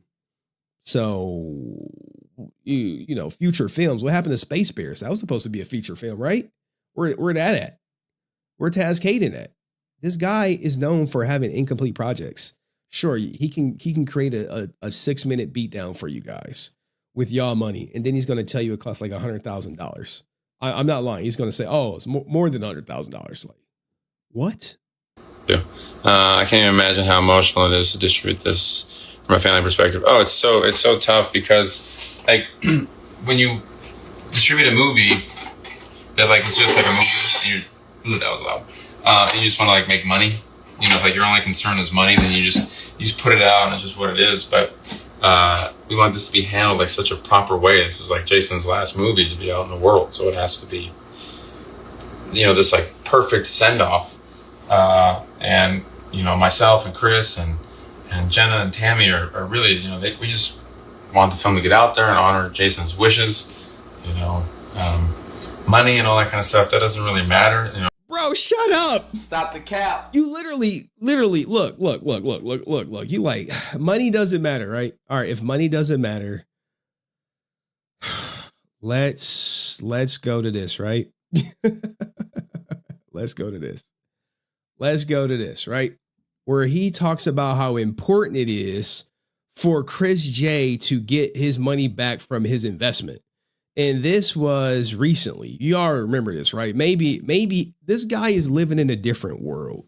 All right, we got to do that. And also that's important to help Chris start to get back his investment, which is a process.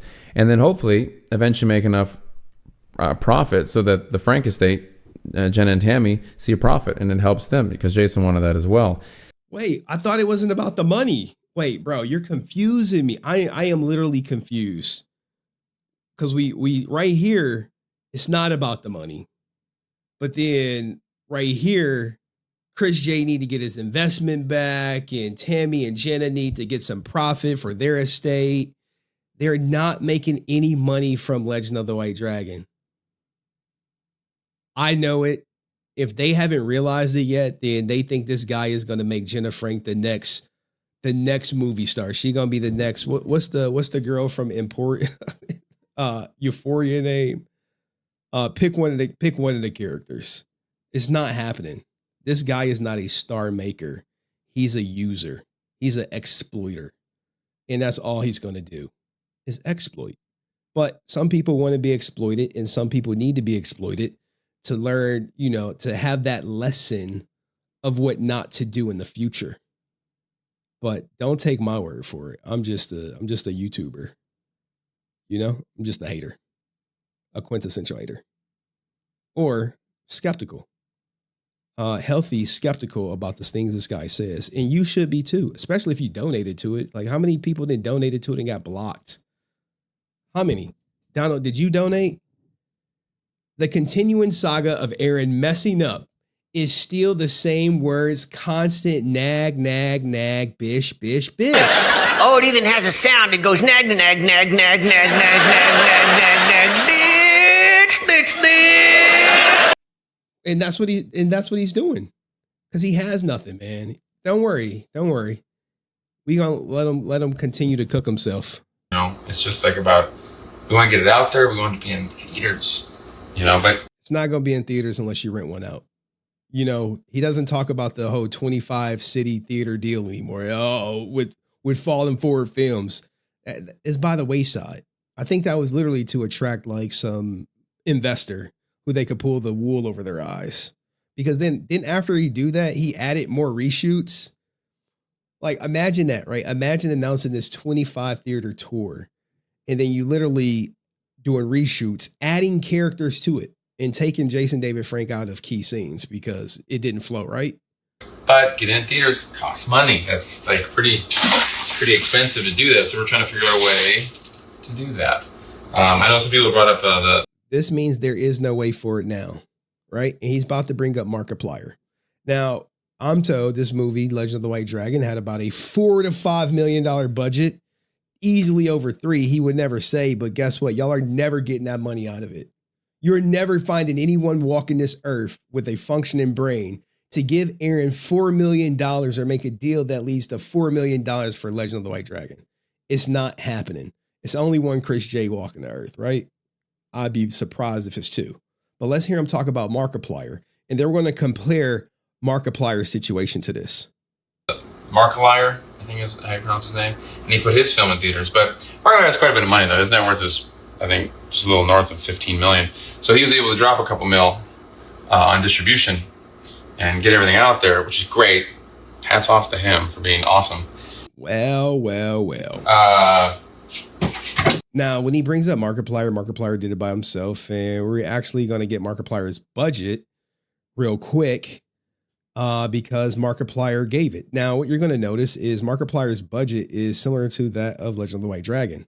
You're like, wait, if Markiplier had the same budget as Legend of the White Dragon, why do we have different results?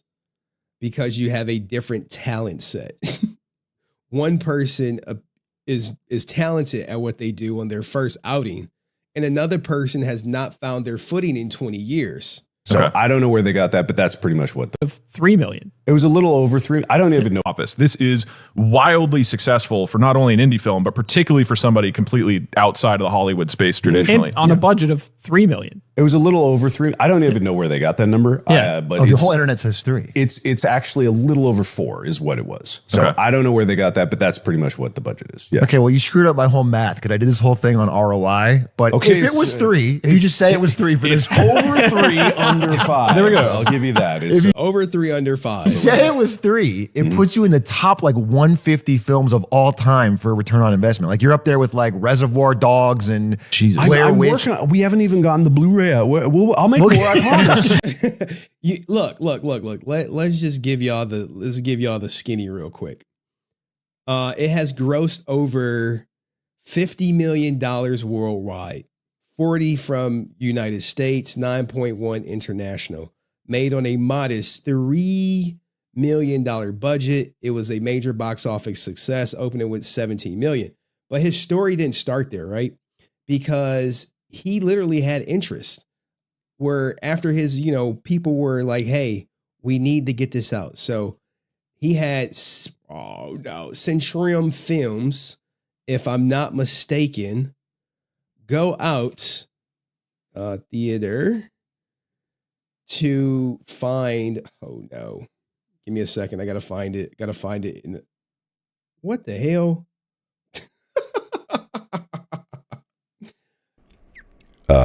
They called around, right? Give me a second.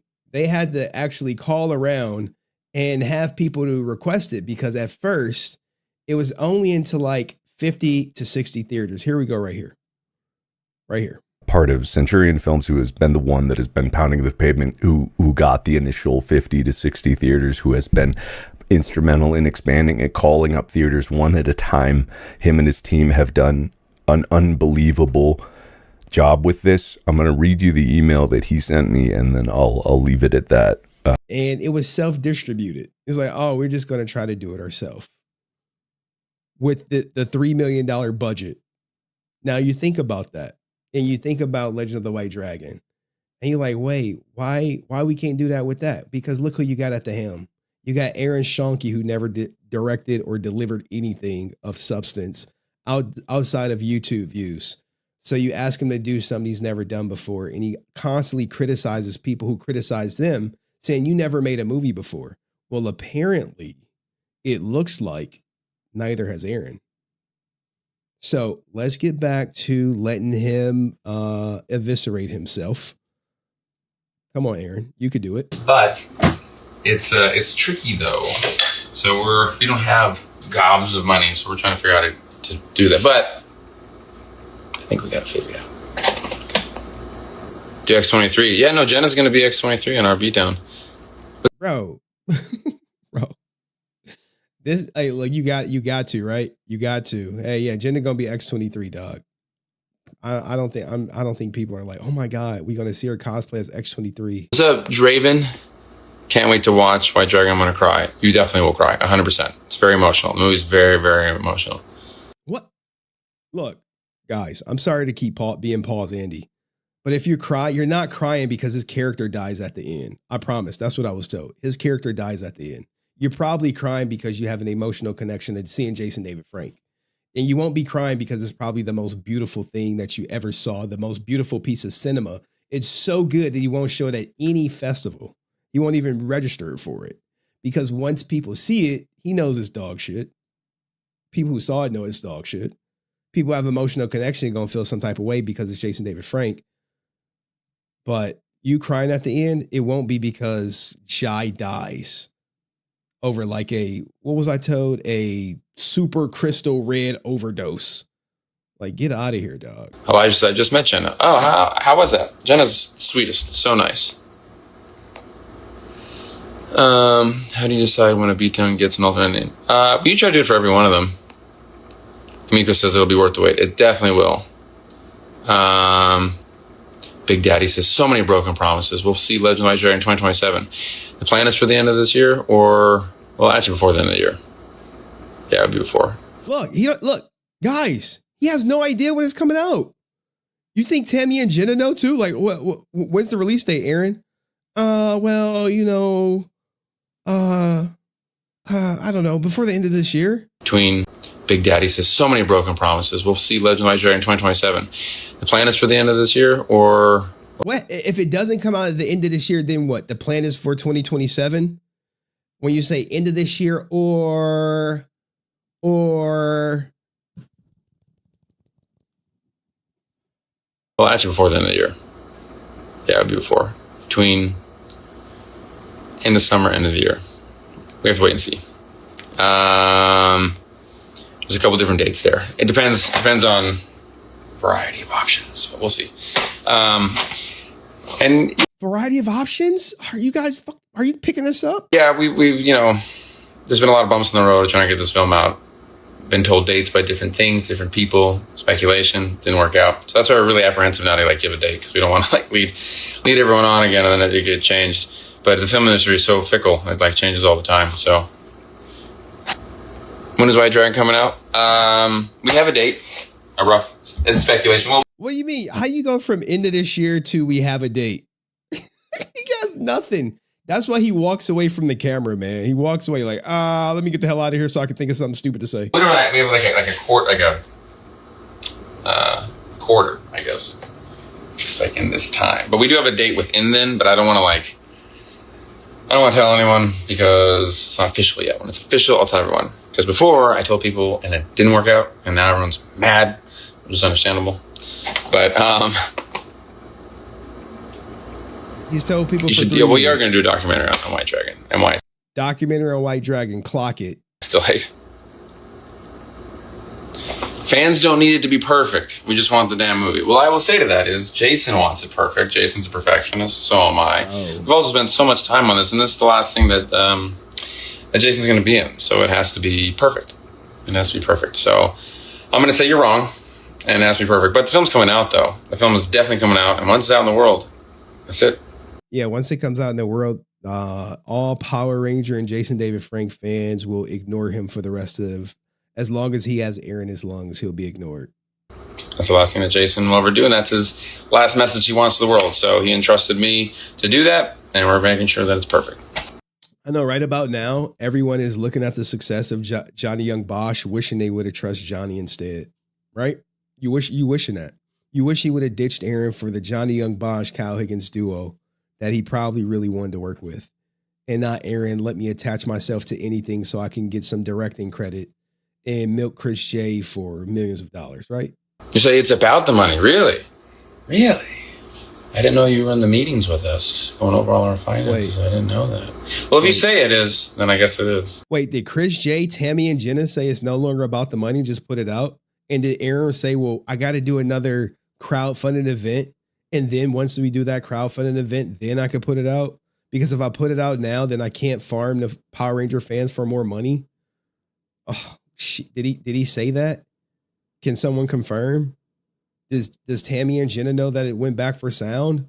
Were they in on that? Were they like, yeah, go ahead, Aaron? Like, you know, he brings them up so much when controversy is at his doorstep, when fans are at his doorstep, literally calling him a scammer in his own goddamn Facebook comment section. They even at his ass to make sure he sees it at some point. You know, you would know more than I would, right? How does it feel to be where you are currently with Bat in the Sun and knowing the stamp you're leaving on the world, as well as the inspiration and for others to follow? Well, no, that's just like the nicest thing you could say. Inspiring people.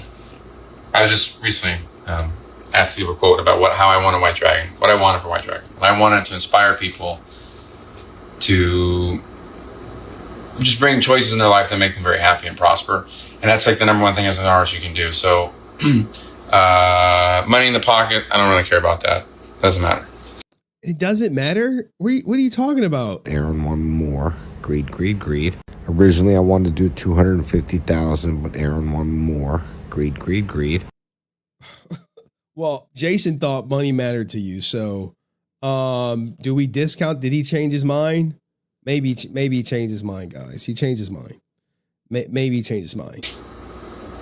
Inspiring other people, because I've been inspired by art. That's like the greatest gift you can give within the constructs of humanity. So I'm just beyond thrilled. I'm every day. I have so much gratitude, and I'm so grateful and so thankful to just all you guys and all the things I've been able to accomplish, and all the projects and the views and all the inspiration, as you say. It's really a blessing. The whole thing is just such a huge, huge blessing. Iron Lung did well in AMC theaters. Really hope you get to see it in your local theater. Me too. It's not though. You're not going to sit in your local theater, guys. I'll be surprised. And it will depend on a couple things, but it's in the trajectory. Is the beatdown still going to happen? Yeah, of course. We just filmed one. We just filmed all week. We were shooting. Good Lord. All week we were shooting that beatdown.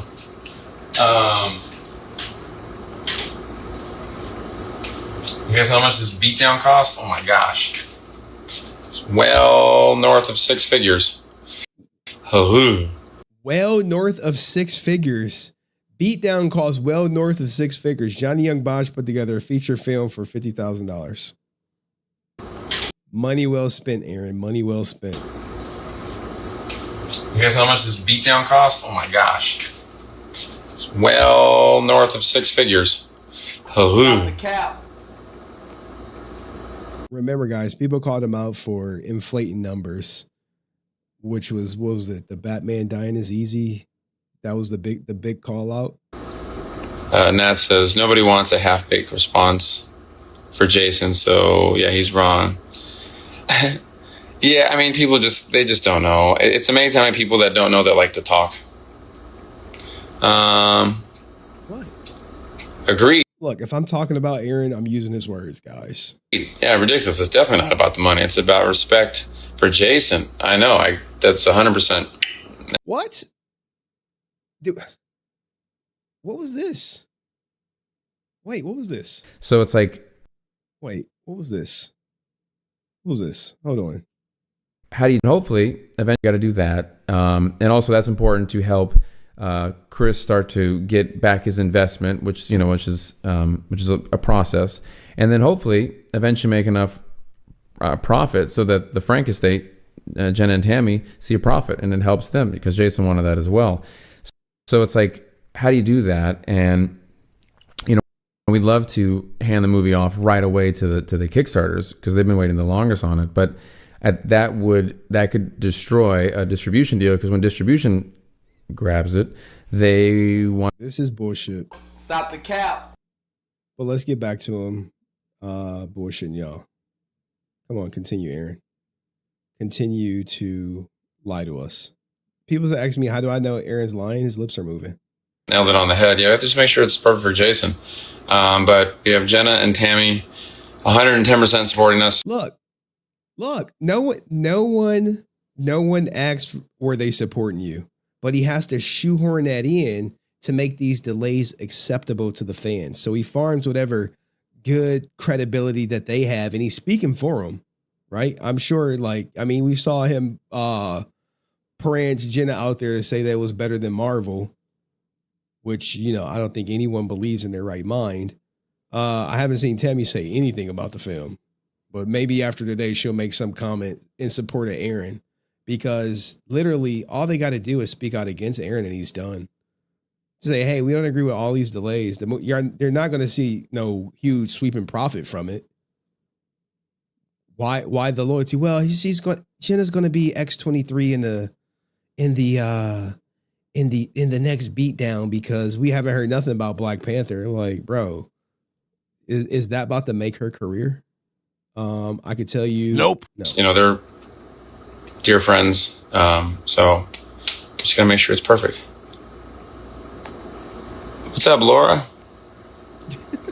Legend of the White Dragon shirts. We're gonna have new ones. Yeah, we'll have new ones coming out. When the film, I don't want to release any new merch before the announcement. Aaron, you are the greatest, my guy. Oh, thanks, man. I appreciate that.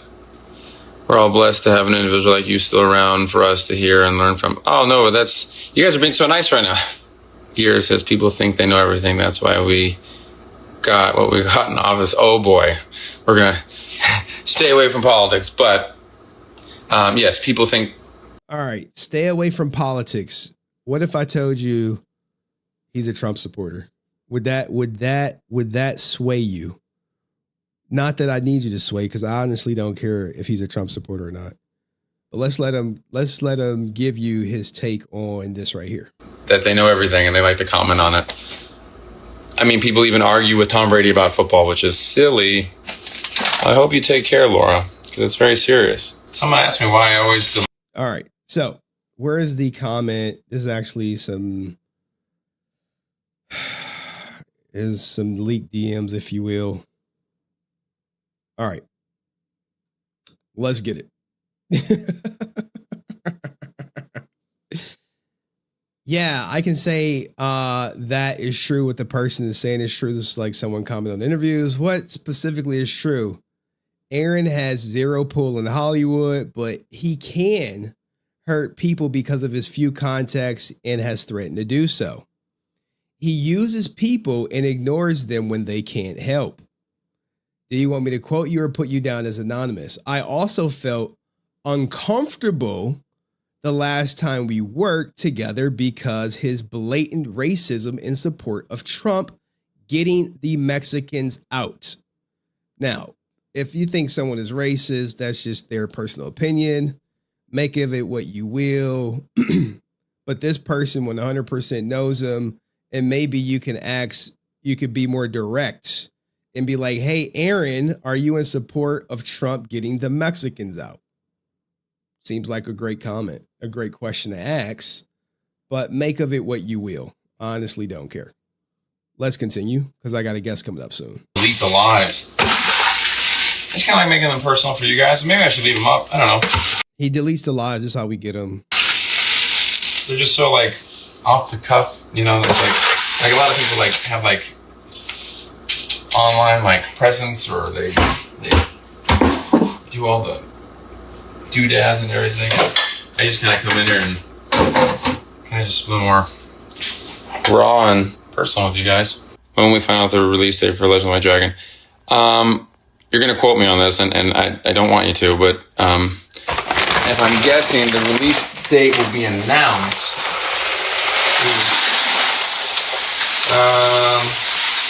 I'm hoping that we announce it in May. Like, this is horrendous quality for his live stream, but he said he's hoping to announce it in May. I'll rewind it so you can hear it. Date will be announced.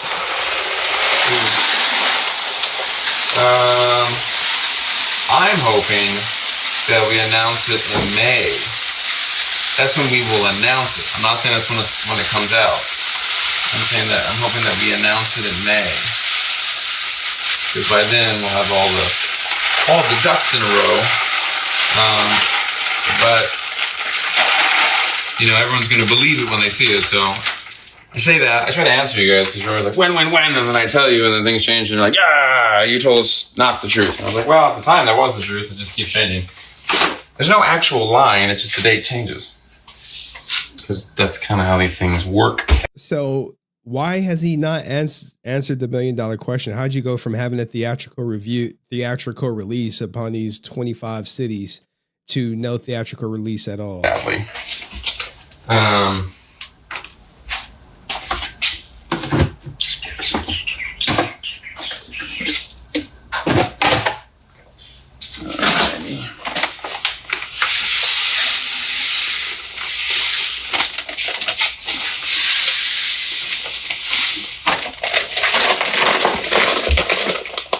Should be done as Jenna as the Green Ranger. I would love that. This birdseed's making me sneeze.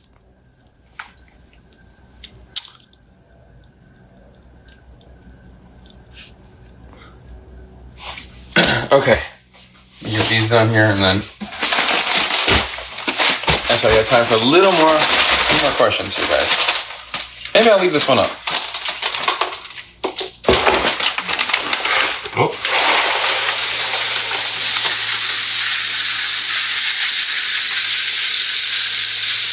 So crazy, guys. Sorry, I can't control what he does on his own streams, man.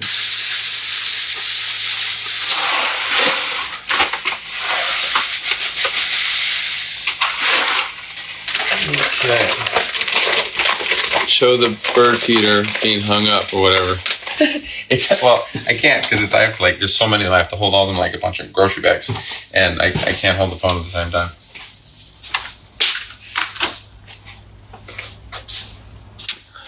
How am I? I'm good today. How are you? What's up, Clifton? Prince?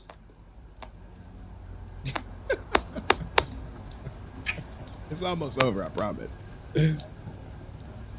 Pikachu would be fun. Trust me, I had to cut a lot out. I had to cut about 14 minutes of fluff out of here. Pikachu would be fun. I guess you want to do something with Pikachu. I hope you make people happy. Well, that's really nice. Look, here come the JDF shield, right? Remember, when Aaron gets bad press, he runs to the JDF shield. He starts bringing up JDF when no one even mentions JDF. That's his thing. Like, oh, well, yeah, me and Jason both wanted to make people happy. Like, bro, we didn't ask you about that. But he uses the JDF thing to diffuse you guys. That's pretty much the number one thing I want, actually, is to just bring joy to people,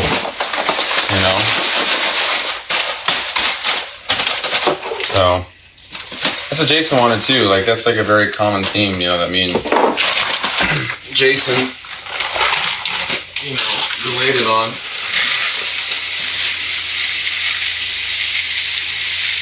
Gotta be kind. This is horrendous. Nice, make people happy. Treat them as individuals. I think you guys are gonna really like the quote that we chose to open up the White Dragon film with. I gotta figure out what that quote is. But guys, this is Aaron Schoenke doing his Aaron Schoenke impersonation about why Legend of the White Dragon will continue to be delayed. He has nothing. There's still nothing signed.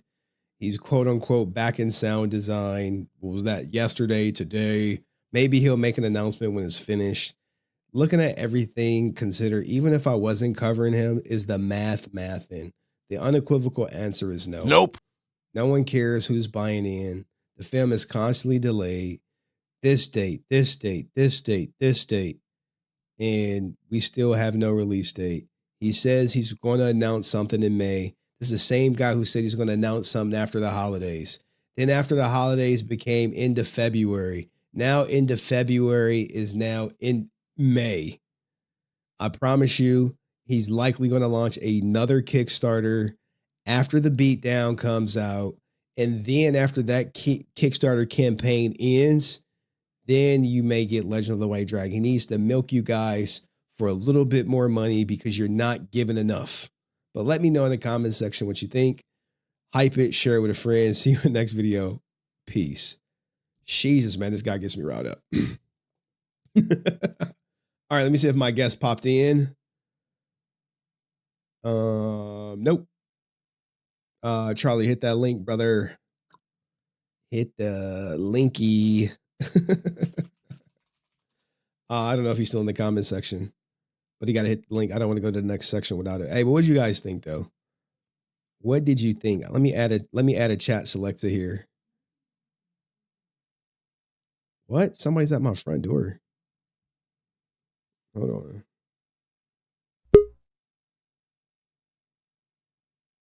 Oh, it's snowing and windy. I was about to say, like, I was about to have to grab the blicky. I was like, hey. What the fuck? All right, so we still have to cover the class action lawsuit that someone is trying to file against Aaron. We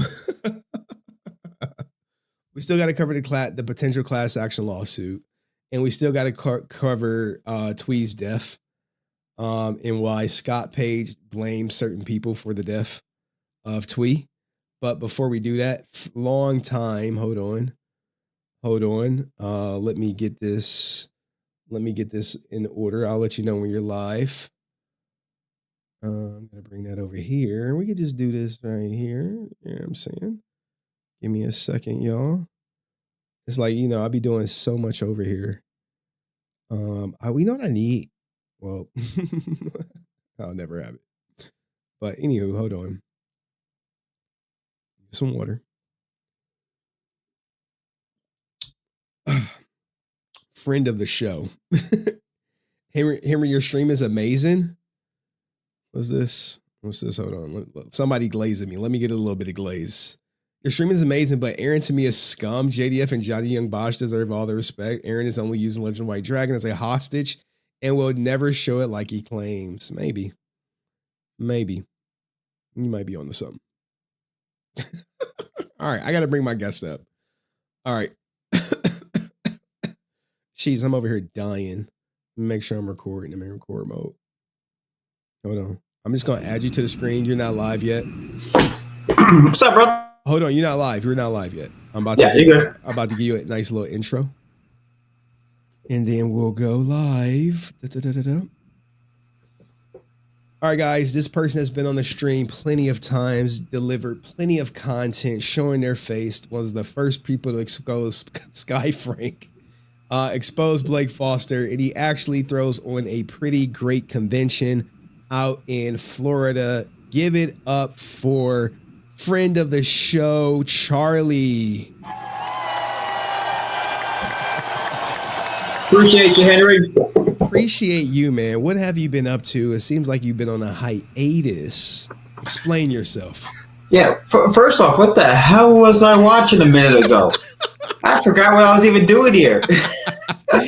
That was Jason David Frank's closest friend in the world, Aaron Schoenke. You, if you don't know him, you really didn't know Jason. That's how he phrases it. And only he was close to Jason David Frank. No one quite like him. Not Tammy, not Jenna, not anyone, not Francis. And he's holding Jason David Frank's last movie hostage. We're just covering that. Oh, I thought I was watching a tutorial on washing clothes or something. He's not the most interesting, I promise, but he keeps providing us with content. So we Gotcha. I have to feed the beast, if you will. Yeah. Yeah, I took the year off. We're just focusing on January 10th, 2027. We got a big show, big venue, 22,000 square feet. Yeah, like 8 times the size of our previous events. 8 times the size of your previous events. Yes, sir. 2027. You're not even on 2026. You're in 2027 right now. Yeah. So we took the year off to focus, to work out a couple of things. And we're looking to put a Power Rangers themed con in 2027 as well. Whoa. Are you ready to compete with Rangers Stop and Pop Orlando? Oh, I don't even think about other people's shows. Let's go. Okay. I'm not going to ban you. Oh, okay. I'm not banned. All right. That's good to know. That's good to know. All right. So you're actually thinking about, I actually have it. Wait, that's the January 10th one. Where's the flyer for the 2027 one? The May 2027. Because all I have for is the announcement right here of you saying you have this new venue. Yeah, I should have sent you one beforehand. Okay. That would have been helpful. So you got this new venue. You got the new venue out of necessity because you're becoming that big of a convention? Kind of both. Okay. It's these other venues, you're just getting too cramped. And they're raising the prices as well for these smaller venues. So we had to go look elsewhere, and this one is a little more accommodating, as far as parking and everything else too. Okay. All right. Well, I think the fans really are dying to know, do you plan on having this person at your convention? Is Sky going to be one of your special guests? That creature? Nah. She's doing skits now in the subway or something, isn't she? Yes, she is. I saw that. She went viral for it, man. She went viral for it. Good for her. And I think that's the move now. After Yeah. you exposed her pretty good. Have she contacted you or anything after that? Nah. Besides that one time, she said she was gonna burn down my house, and remember that crazy stuff she said. Wait, she said she was gonna burn down your guys. I think he left that out. I don't remember that. Yeah, she just got it. I don't even think about it. I don't even entertain it. She's just her. Okay, all right. Charlie, So, go ahead. The other day, I was binge watching some of your shows. Now, who the hell is Rican Ranger? What is that? Is that some Puerto Rican guy that wants to be a Power Ranger? He's actually obsessed with me. I actually had to file a police report against him because he was calling around impersonating the officer. Literally. I saw that segment, yeah. As Officer Sanchez.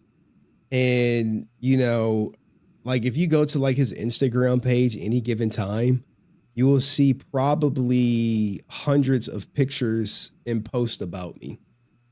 Now, I think this guy may be on the brink of homelessness or some other stuff, but he needs help. He's part of that fandom, the forgotten fans who really need the mental health treatment, but he can't do it because maybe he's smoking too much. But yeah, he said he wanted to kill me and kill himself on stream. Wow. So when I went to the police, they're like, why is this guy doing this? I'm like, this literally started from me saying Power Rangers is dead. So I gave them like links to all the clips and everything. But I don't know if they watched them, they watched them. If they didn't, they didn't. But that's just what it was. But he's obsessed. He's probably watching right now, in all honesty. What do you think of that guy though? I don't even know what to think. So I saw that you covered him a couple of times, and then I went on other channels, and I saw my buddy Remington Keys covered him, and I was just confused. I'm like, does this guy like have anything to do? Does he work? Like, his mind was just so consumed with like Power Rangers and you, and it was just a little weird, and I was trying to figure out like, what does this guy do? According to Remington Keys, he freaking lost his job because he would call off from work to watch me stream. Wow. And that's dedication. Yeah, it is some dedication. But at the same time, you know, this guy has 3 kids. Mm-hmm. And, you know, that I don't even think he could be around his kids. Like 2 of them for sure he can't. Did you ever have him on? I used to have him on. He used to be a big fan of mine. Yeah. And then, you know, he wanted to tell me how to run my Discord. And he called everyone negative because no one believed in his AI Power Ranger journey. And then he just went off the deep end after I kicked him out of Discord, which was for his own good. Hopefully, like hoping that he would just focus on his life and bettering himself. Yeah. But he just became fixated on me, and he just crossed the line. I had to go to the police. Wow. Yeah, I was looking. I'm like, I know it's some crazies out there, man. It is some crazies out there. Did he make like music videos of you? And I couldn't believe it. I was like, this is some really bizarre stuff. Yeah, he did. Now, to be all the way fair, there are music videos that people made trolling him. Before I went to the police, this is before the police got involved. And then, you know, but, you know, mines are like playful. His are like serious. Like, you know, if he saw me, he would probably try to kill me and kill himself. Like he said he wanted to do that. Which is bizarre. I will die. I will go out canceling you, bro. His exact words was, I would die. I would go out canceling you, bro. Wow. I know, right? It's always interesting when people ask me about that, and I just have to explain the story. They can't even believe he's real. And I'm like, yeah, he's a real guy. He used to come on the channel a lot. He used to be typing in the chat, had to ban him from chat. But maybe he'll watch this right now and then he'll go live and say whatever you want to say about it. You know, who knows? But the police end up contacting him for sure. And spoke to him. Well, they didn't speak to him because he wouldn't answer his phone, but they left him a nice message. I saw the segment with the unhinged guest. You're talking about Paul. Oh man, the way you let that guy just go on, and it was funny. It was very entertaining. You're talking about Paul from Nerd Culture is Toxic. Yeah. He was very passionate. He was for sure, you know. Well, what do you think about the as the feminist agenda in Power Rangers if they have a female Power Ranger? Are you aware of this? Because this guy has strong feelings about it. Yeah. I saw that. I was worried about his blood pressure watching this. Guys are out of breath and flipping out. I don't know. To me, it's not that big of a deal. Okay. Because if they don't want to watch it, they won't watch it. The ratings go down. Then the next season they won't do it again. And then he talked about Walter Jones getting a cut for the toy sales. Yes. You did have a good point as far as he has done nothing at the moment outside of Power Rangers. Yes. And I thought he was getting a reasonable salary at the time, but it's also negotiations. Maybe he was young and didn't have a lawyer in his corner or some good people give him advice. But to complain about it later on, it doesn't do anything.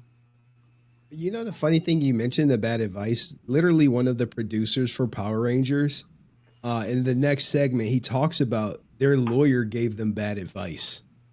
Their lawyer led them astray thinking they were going to get a percentage of the toy sales being a new actor. And even established actors at the time, like Tim Allen and some others, were not getting a percentage of the toy sales. Like think of, the Toy Story toys. Yeah, Toy Story. Yeah, they didn't get a percentage of the toy sales.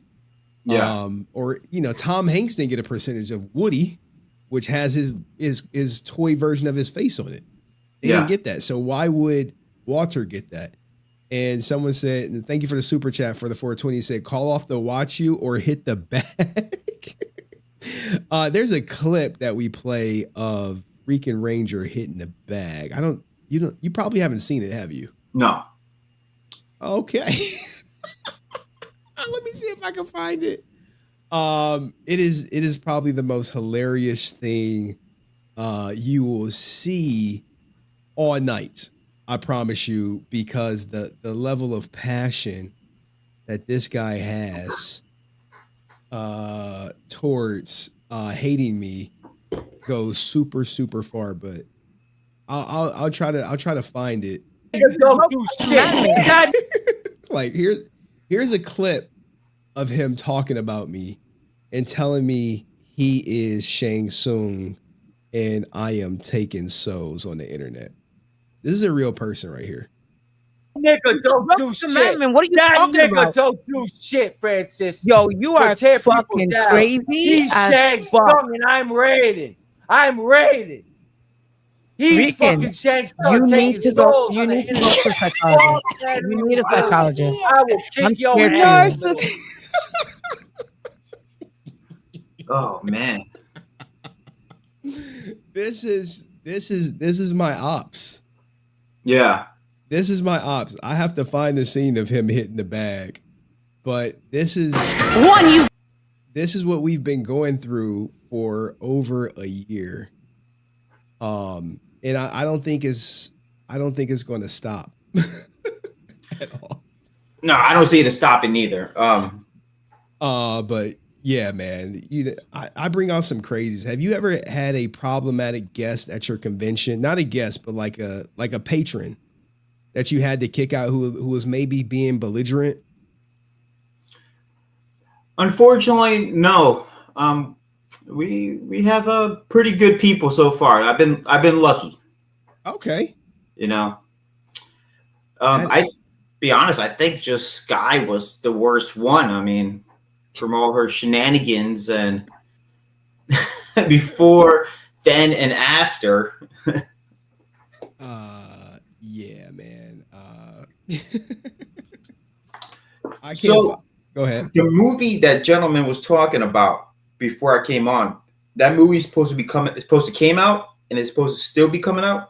Yeah, he actually received over $500,000 from fans to make the movie.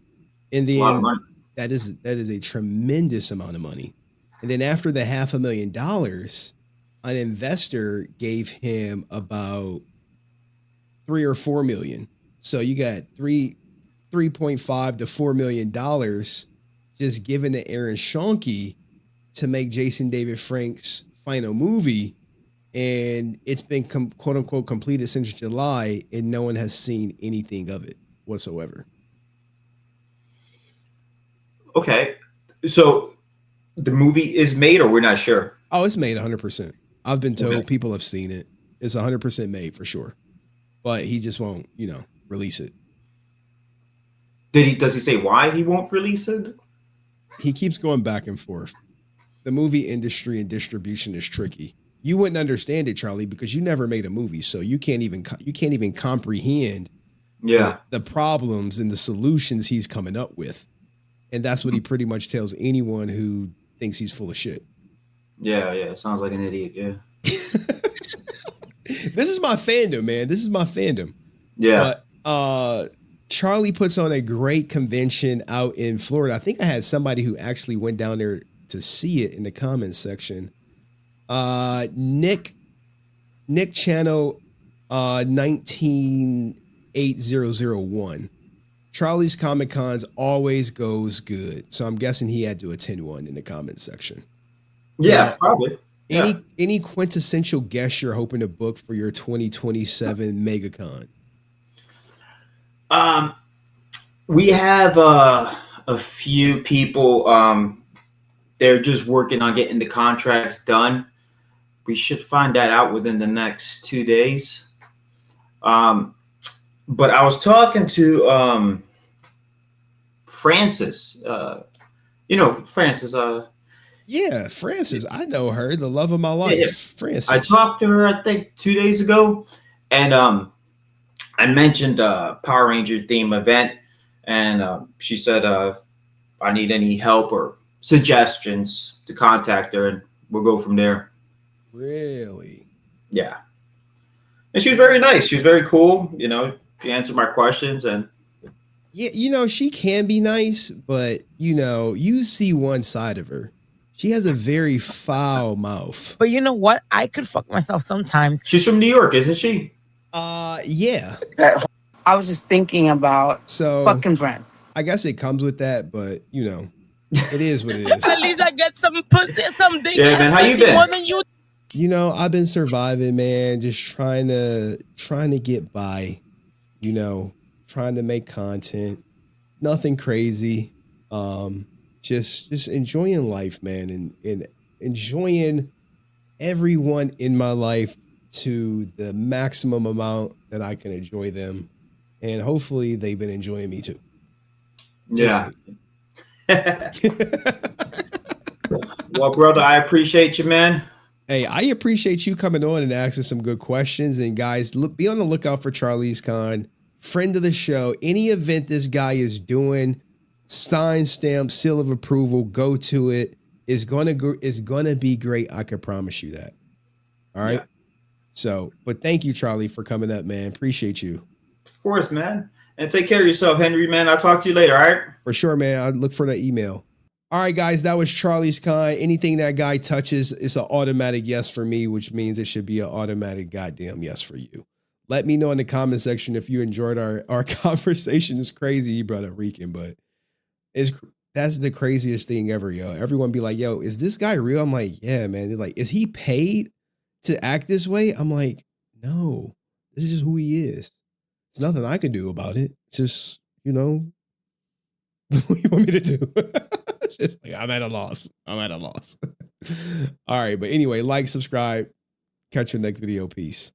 All right. That was Charlie's Con, man. It's always good to have a guest pop in, especially a friendly face to kind of be like a palate cleanser, if you will. And Cayenne is like, she wants me to celebrate Black excellence. All right, Cayenne. All right, my goddamn cheerleader. We had a super chat though. Hold on, I gotta honor the super chat that came in. Scenes hitting the bag. Where is it at? Where's the bag? Is it going? And you watch the people cheer while you see me ready to go, hitting the bag. I told you I'm bringing you up, and you're up. Waiting for that. And you watch the people cheer while you see me ready to go, hitting the bag. Bro, it's in his blood. Yo, he need a blood transfusion, dog. He got too much hate in his heart. I'm hearing if you got too much hate in your heart, you might die sooner than you expected. So you gotta get all that hate in your heart about your heart. That's all I want to let you know. If you got that hate in your heart, you got to get it out your heart. All right? Because they say ninjas be having they say your liver might even cave out on you. You be like, damn, dog, you get a bad liver if you got hate in your heart. Yeah, if you hating on me, dog. Remember, hating on me is bad for your health. Bad is it could do serious damage to your health. Now, I would be remiss. Hold on. Let's get a copyright claim. This stream about to be this stream is about to be demonetized. Compliments of Cayenne Pepper Rapper. And I know they're gonna clap me. I hate it. I hate it here. I want to go home. Let me just get all my clips together because it is truly a monumentous moment that took place at the Oscars. Now, I know some people are calling it the DEI Oscars because this scene tell me this scene doesn't look dope. This is like some good shit. I appreciate this good streaming. You know what I'm saying? Like, I appreciate this. Y'all may not appreciate it, but I do. I'm going to glaze myself. Because y'all not going to glaze me, so I'm going to glaze myself. I actually like this one. Like, that's a great interview. Great picture. I knew Michael B. Jordan was going to win. I even said it. I was like, just chill out. He going to win. Shout out to all the other people who won. Sinners was doing what Sinners was supposed to do. And I'm actually working on a big expose video of pastors. But for reasons I gotta, Jesus Christ, Latter-day Saints. All right, man. Henry, you have 6. I know how many won. Cheyenne, my fucking little Cheyenne, his little cheerleader, who used to fall asleep in the voice chat. You got a whole ass husband and a couple kids, and you falling asleep in another man's Discord like a little teddy bear in the pillow, falling asleep like it's free anytime minutes after 9. Bro is crashing the fuck out. Bro was crashing out crazy. All right, man. When you see this. If you cover film, if you know film, you know how big this is. All right? Like, look who he's up against. Now, Leonardo DiCaprio already got one. Everyone loves Timothy Chalamet, whatever his fucking last name is, who hates ballet and opera. Ethan Hawke is, he's the goated in himself. He's doing really good. He got like some season on some direct-to-TV joint. Wagner Moura, he should have got the goddamn Oscar for playing Fidel. What was it? Not Fidel Castro. The drug lord. Help me out, guys. And then we going back to the Aaron Schoenke stuff. All right. And the Defa tweet shit. We gonna be streaming till midnight. All right. Let's get the copyright claim out the way. Like, why they got a copyright claim? Why can't they just let me get this fair use off? Let me get this. Narcos. Pablo Escobar. Thank you. Murdered that role and murdered lots of people. I think one of the craziest scenes. One, I love cinema. I love this stuff. I do. I watch it a lot. So I watch, Narcos.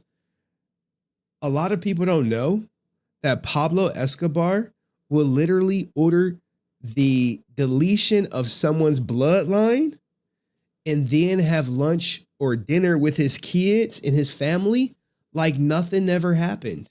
Like he just didn't delete someone's bloodline. If you got in his way, you were putting your entire family at risk.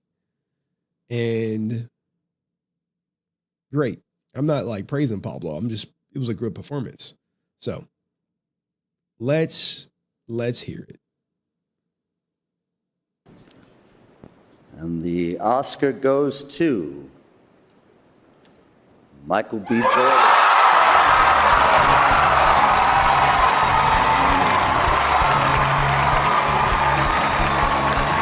Visit the first Oscar win and nomination for Michael B. Jordan.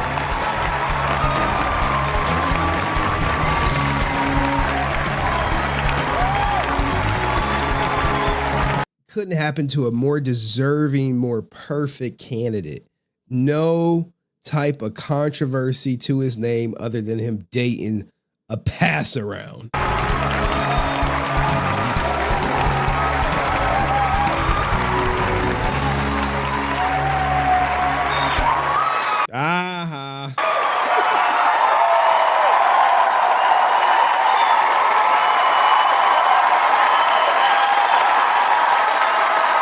Look, everyone clapping because he's been acting for so long.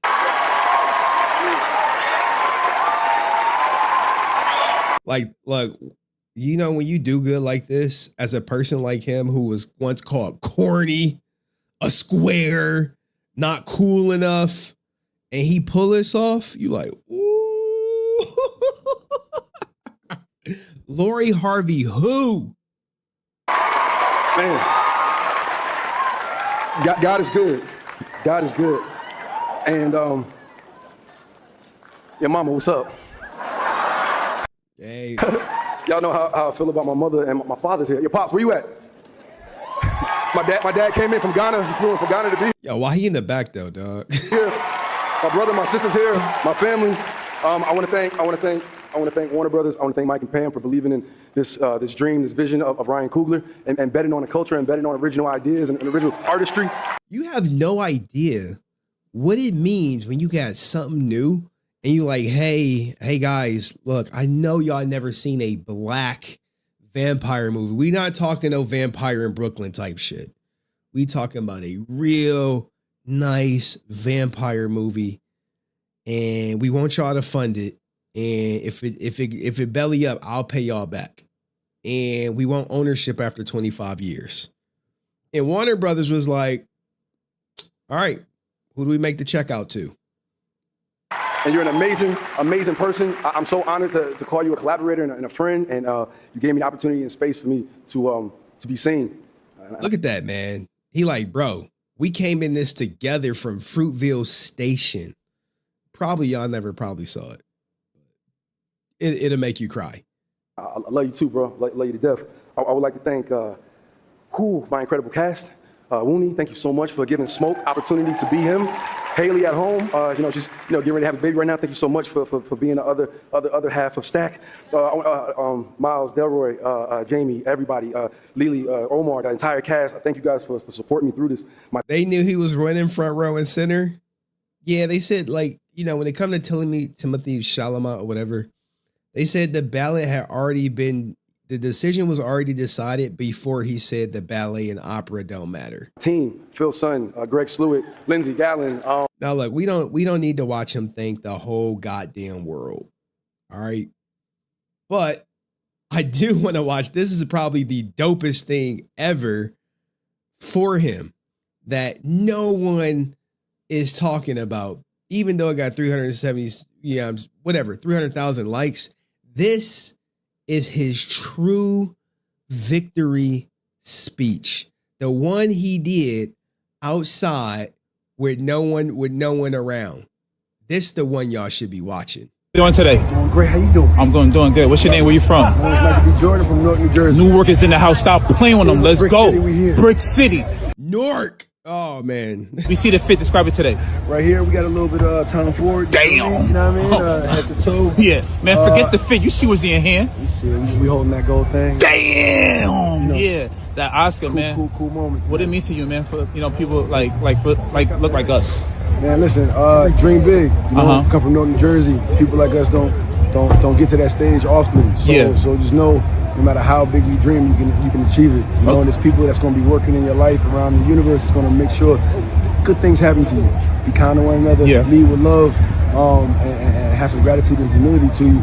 And I feel like your dreams will come true. I'm proud of that. I love that. What's your favorite movie? Oh man, I'm gonna say Princess Mononoke. Cool. Yeah. What's your favorite meal? Double cheeseburgers. Love that. Bro. The In-N-Out check is clear, bro. I love that. Let the people know your zodiac sign. I'm Aquarius. Big Aquarius like me. Why?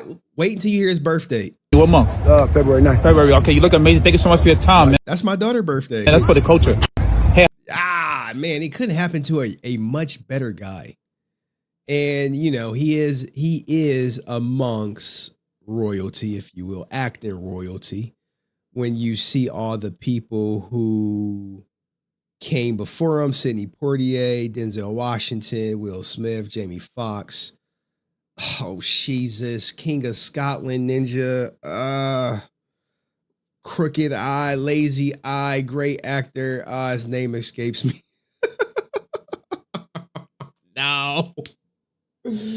No, his name escapes me. Someone put it in the chat. Oh, man. Last King of Scotland, Ninja Godfather, Forrest Whitaker. There we go. Forrest Whitaker, who's actually just a regular guy. You can literally catch this fool buying his own groceries. I'm not lying. You're like, wait, he buys his own groceries? Yes. The big Oscars. And we can't forget. Here we go. I don't know her name. Autumn Doraland Archipel made history as the first woman to win an Oscar for Best Cinematography. And if you don't know what cinematography is, it's Does the movie look good? Do you like the shots that were filmed? That is her job, to make sure she got the best shots. And when you come across a good looking film, the person who gets the credit is the cinematographer. And, there are some good films out there. Let's hear a victory speech, because, this is going to give, black boys maybe a better chance of thinking that they could be best actor, and women a chance to be good cinematographers. Where are you at? No, man, she a single mom though. Whenever I say thank you to Ryan, he replies and says, no, thank you. Thank you for believing in me, and thank you for trusting me. And that's the kind of guy that I get to make films with. It's a very honorable person. I'm so honored to be here, and I really want all the women in the room to stand up, because I feel like I don't get here without you guys. She married, guys. She's not a single mom. Thank goodness. I have felt so much love from all the women on this whole campaign. I just feel like moments like this happen because of you guys. I want to thank Warner Brothers, my whole crew, and my cast, my husband and my son Aiden, and my parents. Thank you so much. This is an honor. Aiden. Yeah, man. Good stuff. What's this one? He becomes the sixth black man to ever win an Oscar. So kudos to him. I couldn't be happier. Shout out to all the black people, even though y'all say I'm not black. All right. Anyway, like, share, subscribe. See you next one. Peace. There y'all go, man. For the culture and shit, man. For the culture. What's this? Ninjas is messaging me. Must be serious. All right, I got it. All right. Let me make sure. What is this? Somebody. Look, dog. I don't give two shits about anyone who crossed me dying. Let me make that crystal fucking clear. Hey, take it how you want to take it. All right, let's get on to the content, because we got to talk about Thuy death. This bitch was cooking with motherfucking gasoline. All right. Y'all gonna be pissed off when people say they died and they don't die, right? You like, bro, I thought you were dying. Well, it went away. Really? Fucking perpetual victims and shit, dog. God don't like me. Like, all right, dog. All right. Like, hold on. All right.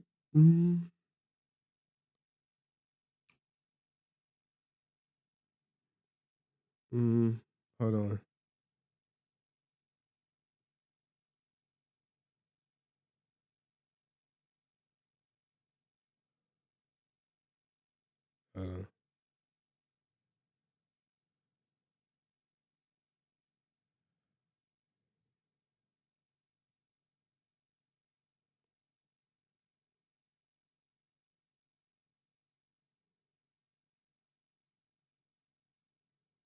Hold on. I got some.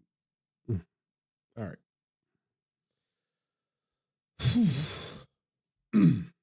All right.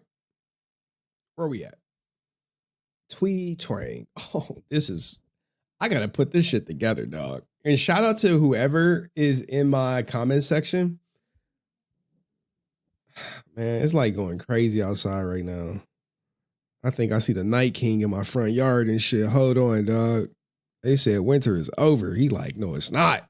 like, bro, you gotta get the fuck out. Bro, I'll shoot your ass. See if you bulletproof and shit, dog.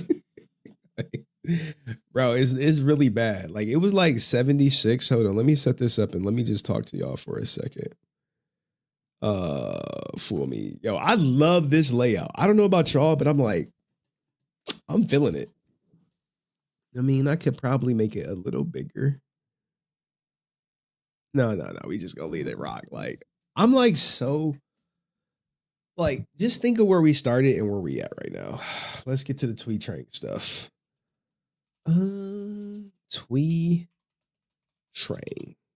Like, bro, literally, how did someone who make Power Rangers literally come out and say, yo, they low-key killed her? Like, what the fuck? How did we miss this? Your head looks small. Good. How my waves looking though? The waves look crisp. I've been brushing my hair more, wearing my wave cap more. You know what I'm saying? Tweet Train Def is wild. He just like, hey, F all that shit, cuz. Where is this goddamn post at? Where did I put it? And we still got to cover the class action lawsuit. Goddamn. How y'all be getting these long ass streams out of me? I hate it. I'd be like, hey, we about to get a long ass stream out of here. I'd be like, no, y'all not. They like, shit. They like, shit. We got your ass. As soon as you start yapping, then we hit you with the bullshit. And just like that. What the hell? Oh, that's what I did with it. I think I opened it as a picture. I did. Okay, cool. I don't want to open it as a picture though. I'm over here. I got to set it up because this guy, like you could tell when someone just don't care no more. Like, dog, I ain't protecting nobody. Fuck them all. You like, wait, you just gonna say that? He's like, it happened, right? He literally say that during the interview. Like, wait, didn't that happen? They like, well, yeah, but you didn't have to put it like that. He like, put it like what? Like, because they try to do this PG-13 show where they try to treat everyone like they're fucking 5. And I just, like, it just really, like, annoys my soul. That's probably one of the things I don't like about Kat and Nakia. Like, can you just talk to us like like we adults and shit? No, I got to talk to you like you obsessed with Power Rangers and you want me to talk about how I became a Power Ranger and shit. Like, no, bitch, talk about the fucking order. Like, let's talk about that. Oh, we don't talk about the order. Look, she would like completely disregard me saying like, no, bitch. But anyway, man, you're controversial. Like, yeah, I am controversial because I don't care about a fucking interview with you guys. I don't care about that shit. Speak that care shit to someone else. I just got to pull up the transcripts and then we're out of here. And it's like we probably got like, how gonna get me till fucking midnight? This is some bullshit.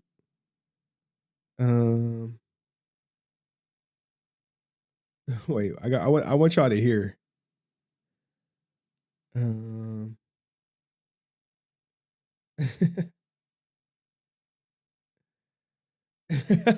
They try to clean it up. Look. Hold on. God damn, I gotta fix this. You did not help these 3 people. Probably could, to an extent, cause of Tweed dying because when she left the show. Right. So you hear that? I was like, God damn. Pay for a black barber. Fuck you trying to say, Cayenne? My shit, Chris. What you talking about? Pay for a black. I do okay. No, I can't. What do y'all think I made of money? I'd be like, bro, I was paying like $100 to $200 getting my hair cut a month. I had to say that. All right. Where's my starting point? It's in my phone notes. But y'all heard it, right? Like, who do you think he blames for Tweed's death? Who do you think he blames for Tweed's death? Fired. Jason Story. What is this? All right. Imagine talking to that old man like he's a 5-year-old Power Ranger fan. They used to work with this guy. This is Scott Page Pater. Maybe we could do a Scott Page Pater, American voice actor. There we go. He's just about to keep it all the way 100 about Thuy and why he think and who he think caused her death. We need the 3. No, Austin St. John, Walter Jones, Tweed Train. We need these 3 up here. This thumbnail gonna be crazy. On it, it's gonna say they killed Thuy, and it's gonna be where's the three amigos? We're gonna leave the show. We're gonna ask for more money. Okay, think that's gonna work out? Yeah, we earned earned it. We earned the toy sales. Okay. Screen rant. There we go. This is the picture I always use of them. I'm like, this is a good one. Bro, I be knowing how to do this shit, dog. Anywho. Come on, PayPal. Get the fuck on out of here. These fucking advertisements pop up. All right. Boom, boom, boom. That's the confirmation. All right. We actually start at 45:14. Let me make sure.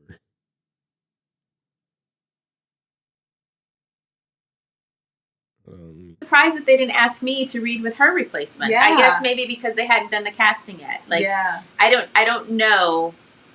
Well, she'd been on set. Well, yeah. Obviously, the person that was replacing me had been on set every day for a long time. For a long time. They went crazy when they figured out they could replace the Rangers every year. They went crazy and just didn't care. Yeah. All right. You see where it's going? Now, how do you guys want to handle this? I'll let y'all decide. We could do the long version where we get a good amount of the interview where he talk about working for Saban and a cool Jason David Frank. We're going to do the Jason David Frank story anyway. Or we could do this short version.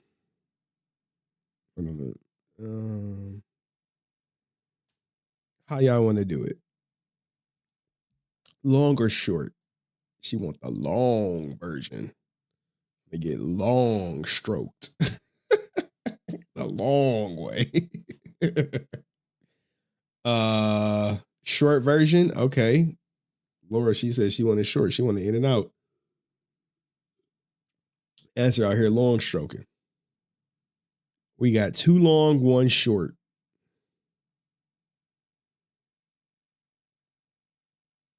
Okay.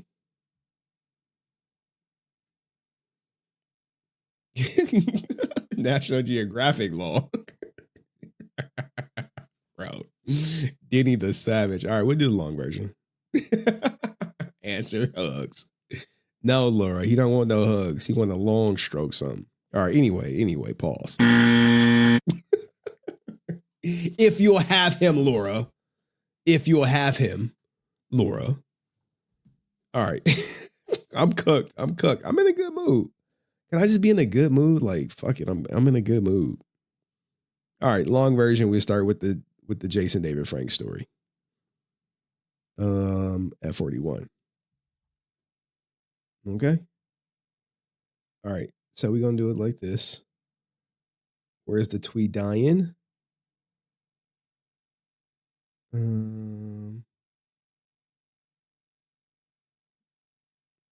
Hold on. Where's that Thuy dying part at? When they figured out that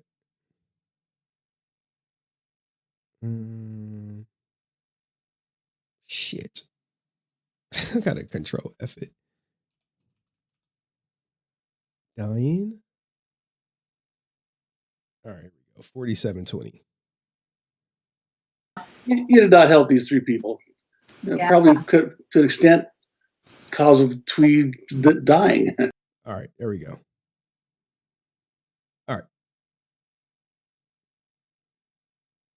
All right, let's go, guys. Damn, man, I can't. What?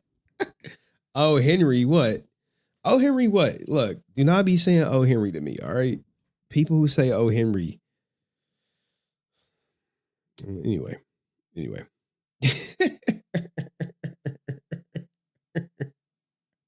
All right, let's go. If you guys don't know, Thuy Trang tragically lost her life, but Power Rangers producer Scott Page is out to blame someone for her death. He even says it right here. Let's hear him out. You did not help these 3 people. Probably could, to an extent, cause of Thuy dying. So who does he blame for causing Thuy to die? As you see, you have these 3 who left the show when they wanted a slice of the toy sales that no one seems to mention. But we're going to go back to the Scott Page interview on the Power Rangers playback station, and we're not going to go to the whole thing. We're going to start at this certain spot where he starts talking all about Jason David Frank, and then he gets into it. Okay? And this is actually a cool Jason David Frank story before we get into the Thuy Trang incident. Jason Frank. Jason's great. He's a nice guy. I spent a lot of time with him. I was so pissed off at him one day when you guys going to Australia before you guys were on the show. Maybe you were. Either case, he came in my office and he was supposed to do something. And he sat it on my desk and carved his name into the top of my desk and then came to the studio. And then I finished his lines and ran out and went straight on a flight to Australia because that's why I couldn't come after him. Not like I could have done anything, but yeah. He wanted you to know he had been there. Yeah. So I was there until we left. You went to the Bahamas with him, didn't you, for the press junket? Oh yeah, with him and David. Yeah. They took me there as their guest to go scuba diving with them. Wow. And we'll get to it, but he's not the biggest fan of David Yost. Then I had my own suite on the top floor overlooking the Bahamas, that big, Nassau place. Nice. For 4 or 5 days, and we went diving a few days. They had to do the junkets, and I'd go diving. It was great for me. Living the life. It's like it was wonderful. Scott actually helped me get certified as a. Now they talk about people her getting certified, but then the conversation goes to the point where people start getting replaced. Okay. Off the show. When I say off the show, they're talking to their replacements. And some of them had good stories and other ones did not. Okay. And the replacement story, I think, starts right around here. What he was told to do by somebody else. Yeah, I know. Yeah. That's the thing. Everyone's jobs were on the line, and I get that now, looking back as an adult. But at the time, because I remember having lunch with you that day. I was asked to read with her replacement. I was like, well, you can take that script and put it somewhere else. Let's just put it that way. That was interesting. I was surprised that they didn't ask me to read with her replacement. Yeah. I guess maybe because they hadn't done the casting yet. I don't know. Well, she'd been on set. Well, yeah. Obviously, the person that was replacing me had been on set every day for a long time. They were crazy when they figured out they could replace the Rangers every year. They went crazy, and just they didn't care. Yeah, they lost their humanity because it was just very cold the way it all went down. When the first 3 guys left, and they figured out they could replace them without problem, they were like huge. I mean, you saw some of the big stuff, but I went to the big shows out here, like the Dare show and stuff. Yeah, my mind was blown. Yeah, all the actors, the superstar kids at that point, were like on working with the Tim Allen show, and they were just freaking out. They could hardly speak them just because when the Rangers would walk by. Wow. And they're like on huge ABC hit shows. Yeah. It was strange. Yeah. So it was definitely a different time. And I think when they found out that they could replace people without any consequences, they just did it. Why not? Yeah. Yeah. It was amazing how And that's the thing, right? You have to remember these 3 leaving and the show being successful gave them the confidence that anyone was replaceable. Anyone. And they, even Kat and Nakia, became victim of that. kids accepted the new Rangers. Like that was a big risk. That was a really I think they found it easier to an extent because new kids, little brothers, would get their own Rangers and not have to take their big brother's Rangers or whatever the case may be. Right. And so that was their thinking, and that's what seemed to maybe have worked out. So when Karen, Johnny, and Steve came on, how did the fandom, from your perspective, was the reaction to that from the fans initially? It didn't seem to lose a beat. Really? I mean, maybe a little bit, but not much. Wow. And that was strange because the 3 that left had this manager who was didn't help them. Let's put it that way, because they tried to get a piece of the toys. And back to that, they're not going to. First off, Mattel doesn't give up a piece of the toys to Tim Allen or to Tom Hanks, so they're not going to give it up to some new actors on a kids show. Right. Wait, what? You mean to tell me Tom Hanks and Tim Allen don't get a piece of the Woody and Buzz Lightyear toy sales, but these 3 got it in their mind that they should get a piece of the Power Ranger toy sales? No way. That seems a little far far-fetched. Why would they think that? Who would put that in their mind that they should get a percentage of the toy sales? Let's let him continue. Let's just go back, because a lot of people have no idea that they asked for the toy sales unless you literally watched Hollywood Demons and you remember, or you watch my channel. And back to that, not much. Wow. And that was strange because the three that left had this manager who was didn't help them. Let's put it that way, because they tried to get a piece of the toys. And back to that, they're not going to. First off, Mattel doesn't give up a piece of the toys to Tim Allen or to Tom Hanks, so they're not going to give it up to some new actors on a kids show. Right. So they left, and then the management who kind of led them astray. Turns out they run some acting school around the corner from me here. So he's putting the blame on the management leading these three astray.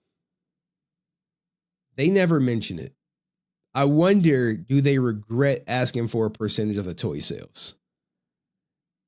Or do they like, oh no, we were in agreement? Because for the most part, you're the person negotiating for you has to know what you want.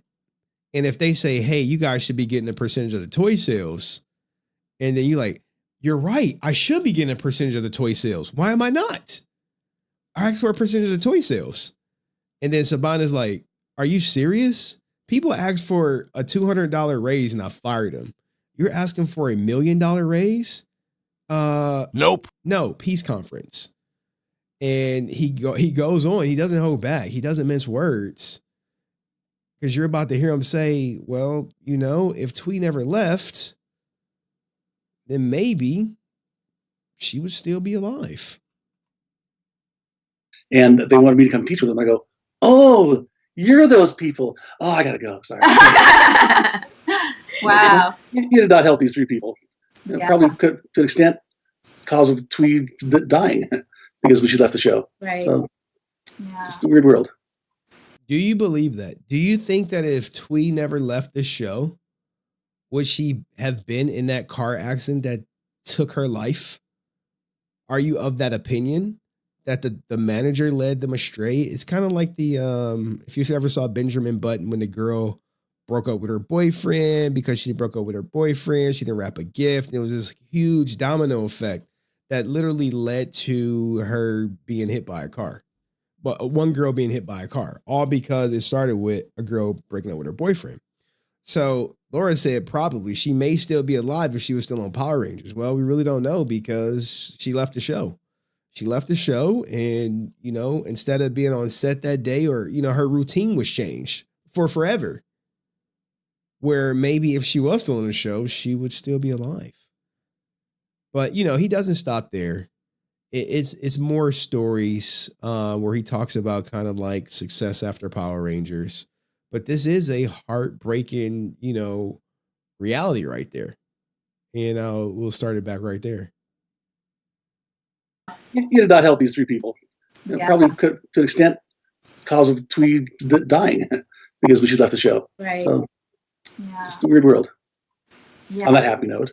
On a happy note. Yes. That's not a happy note, but we have several more super chats for you, and we don't want to keep you past 4, so we're going to get to them. Super chat. All right, we don't really care about their super chats, but he talked about, some of the other people he worked with, and he actually shouted out the GOAT, Johnny Young Bosch. Rangers with the monsters on the Rangers are great actors and big time. I hired Bryan Cranston for a couple jobs to be a monster on Power Rangers, and we had all sorts of great people that did really well.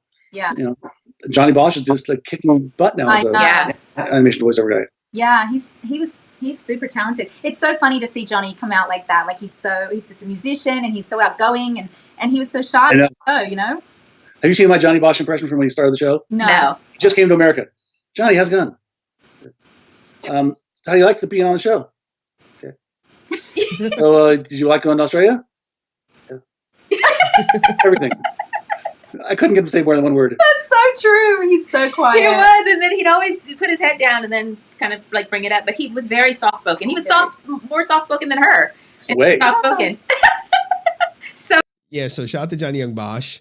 But another thing, let's just bring this on home with this goddamn toy sales argument. All right. Here's the director talking about the toy sales. This is a sticking point. You to play the character. Good. So the cast and the crew had already filmed about 60 episodes. They're in the middle still of shooting season 2, but the contract ended. So for the cast, this is their opportunity to actually negotiate properly these big contracts. Austin St. John, Red Ranger, Thuy, Trang, Yellow Ranger, and Walter Jones, the Black Ranger, were all represented by the same agent or manager. A demand that was made was a percentage of the toy sales, and that was never, ever, ever going to happen.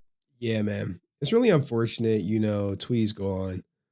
Who do you blame? Don't know who. But at the same time, you know, every choice, I guess, comes, you know, for every action, there's an equal reaction or something. It's something crazy like that. But I thought this was a great story. And if you guys don't remember, he is not the biggest fan of basically David Yost either, as he basically called out David Yost for saying slurs were mentioned. And he is adamant that that never, ever happened. And Davey Yost was just a pain in the backside. It's a great article. It's short, it's sweet. He minces no words. He holds nothing back. And kudos to him for saying, hey, what happened to Thuy was the harsh reality of basically them getting talked into thinking they were good at toy sales. But let me know in the comment section what you think. Do you think that was the reason? Like, share, subscribe, hype, and I'll see you next video. Peace. All right, boom, boom, boom. Boom, boom, bap. I don't even like this. I don't even like this anymore. I don't like this whatchamacallit. I like this one. I like this one so much better now. Now, we could do a couple things, man. We could end the stream. We should end the stream, right? Ninja like me tired. Maybe I'll stream tomorrow. Henry, what? Did I miss anything, guys? Everything Gucci. Let me check with the mods. My evil mods. Let's see. Anything I'm missing? Bro.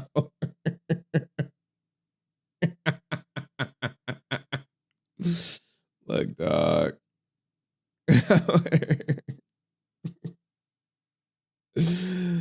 Oh man. Life come at you fast, dog. Really, really fast. And here we go. I'll leave y'all with this. Toy Story. Me. If you think toys are real and shit, dog, never look at them, dog. I promise you. Just don't do it. Don't look at the toys. Don't look at the toys. All right. Shit, you got a friend. Speaking of Toy Story. Don't go. What y'all want me to do? VC and Discord? I want you to move. I want you to move for me. If you don't respond, I'm gonna start killing all of your friends here. Move for me, Woody. Hating on me is like looking at making toys come to life out, so I've been told. Move for me.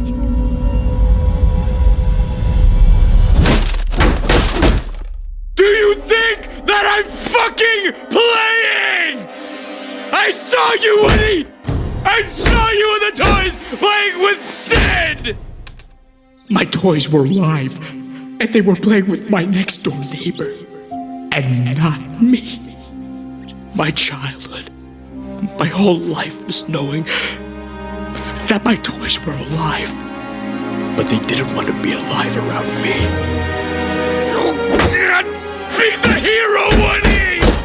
Move for me! Move! There's a snake in my boot! I knew it. I knew you were alive, Woody. Woody, I knew it. You have cancer, Andy. When we reveal ourselves to be alive to humans, they contract cancer. You got cancer, Andy. Sorry, Andy. You have cancer. Sorry, pal. Didn't you ever wonder where Sid went? He moved. Mom said he moved. He moved to heaven, Andy. He got cancer and died. I know that you just found out that you have cancer, but it feels so nice being able to talk to you finally.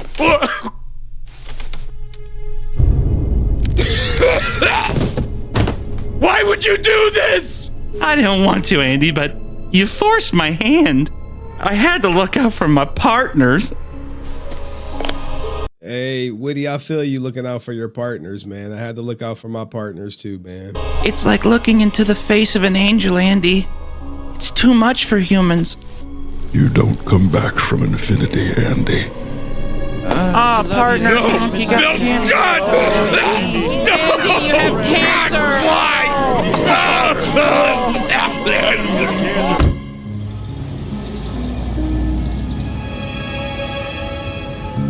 Andy, our poor boy. I know, sweetie, I know.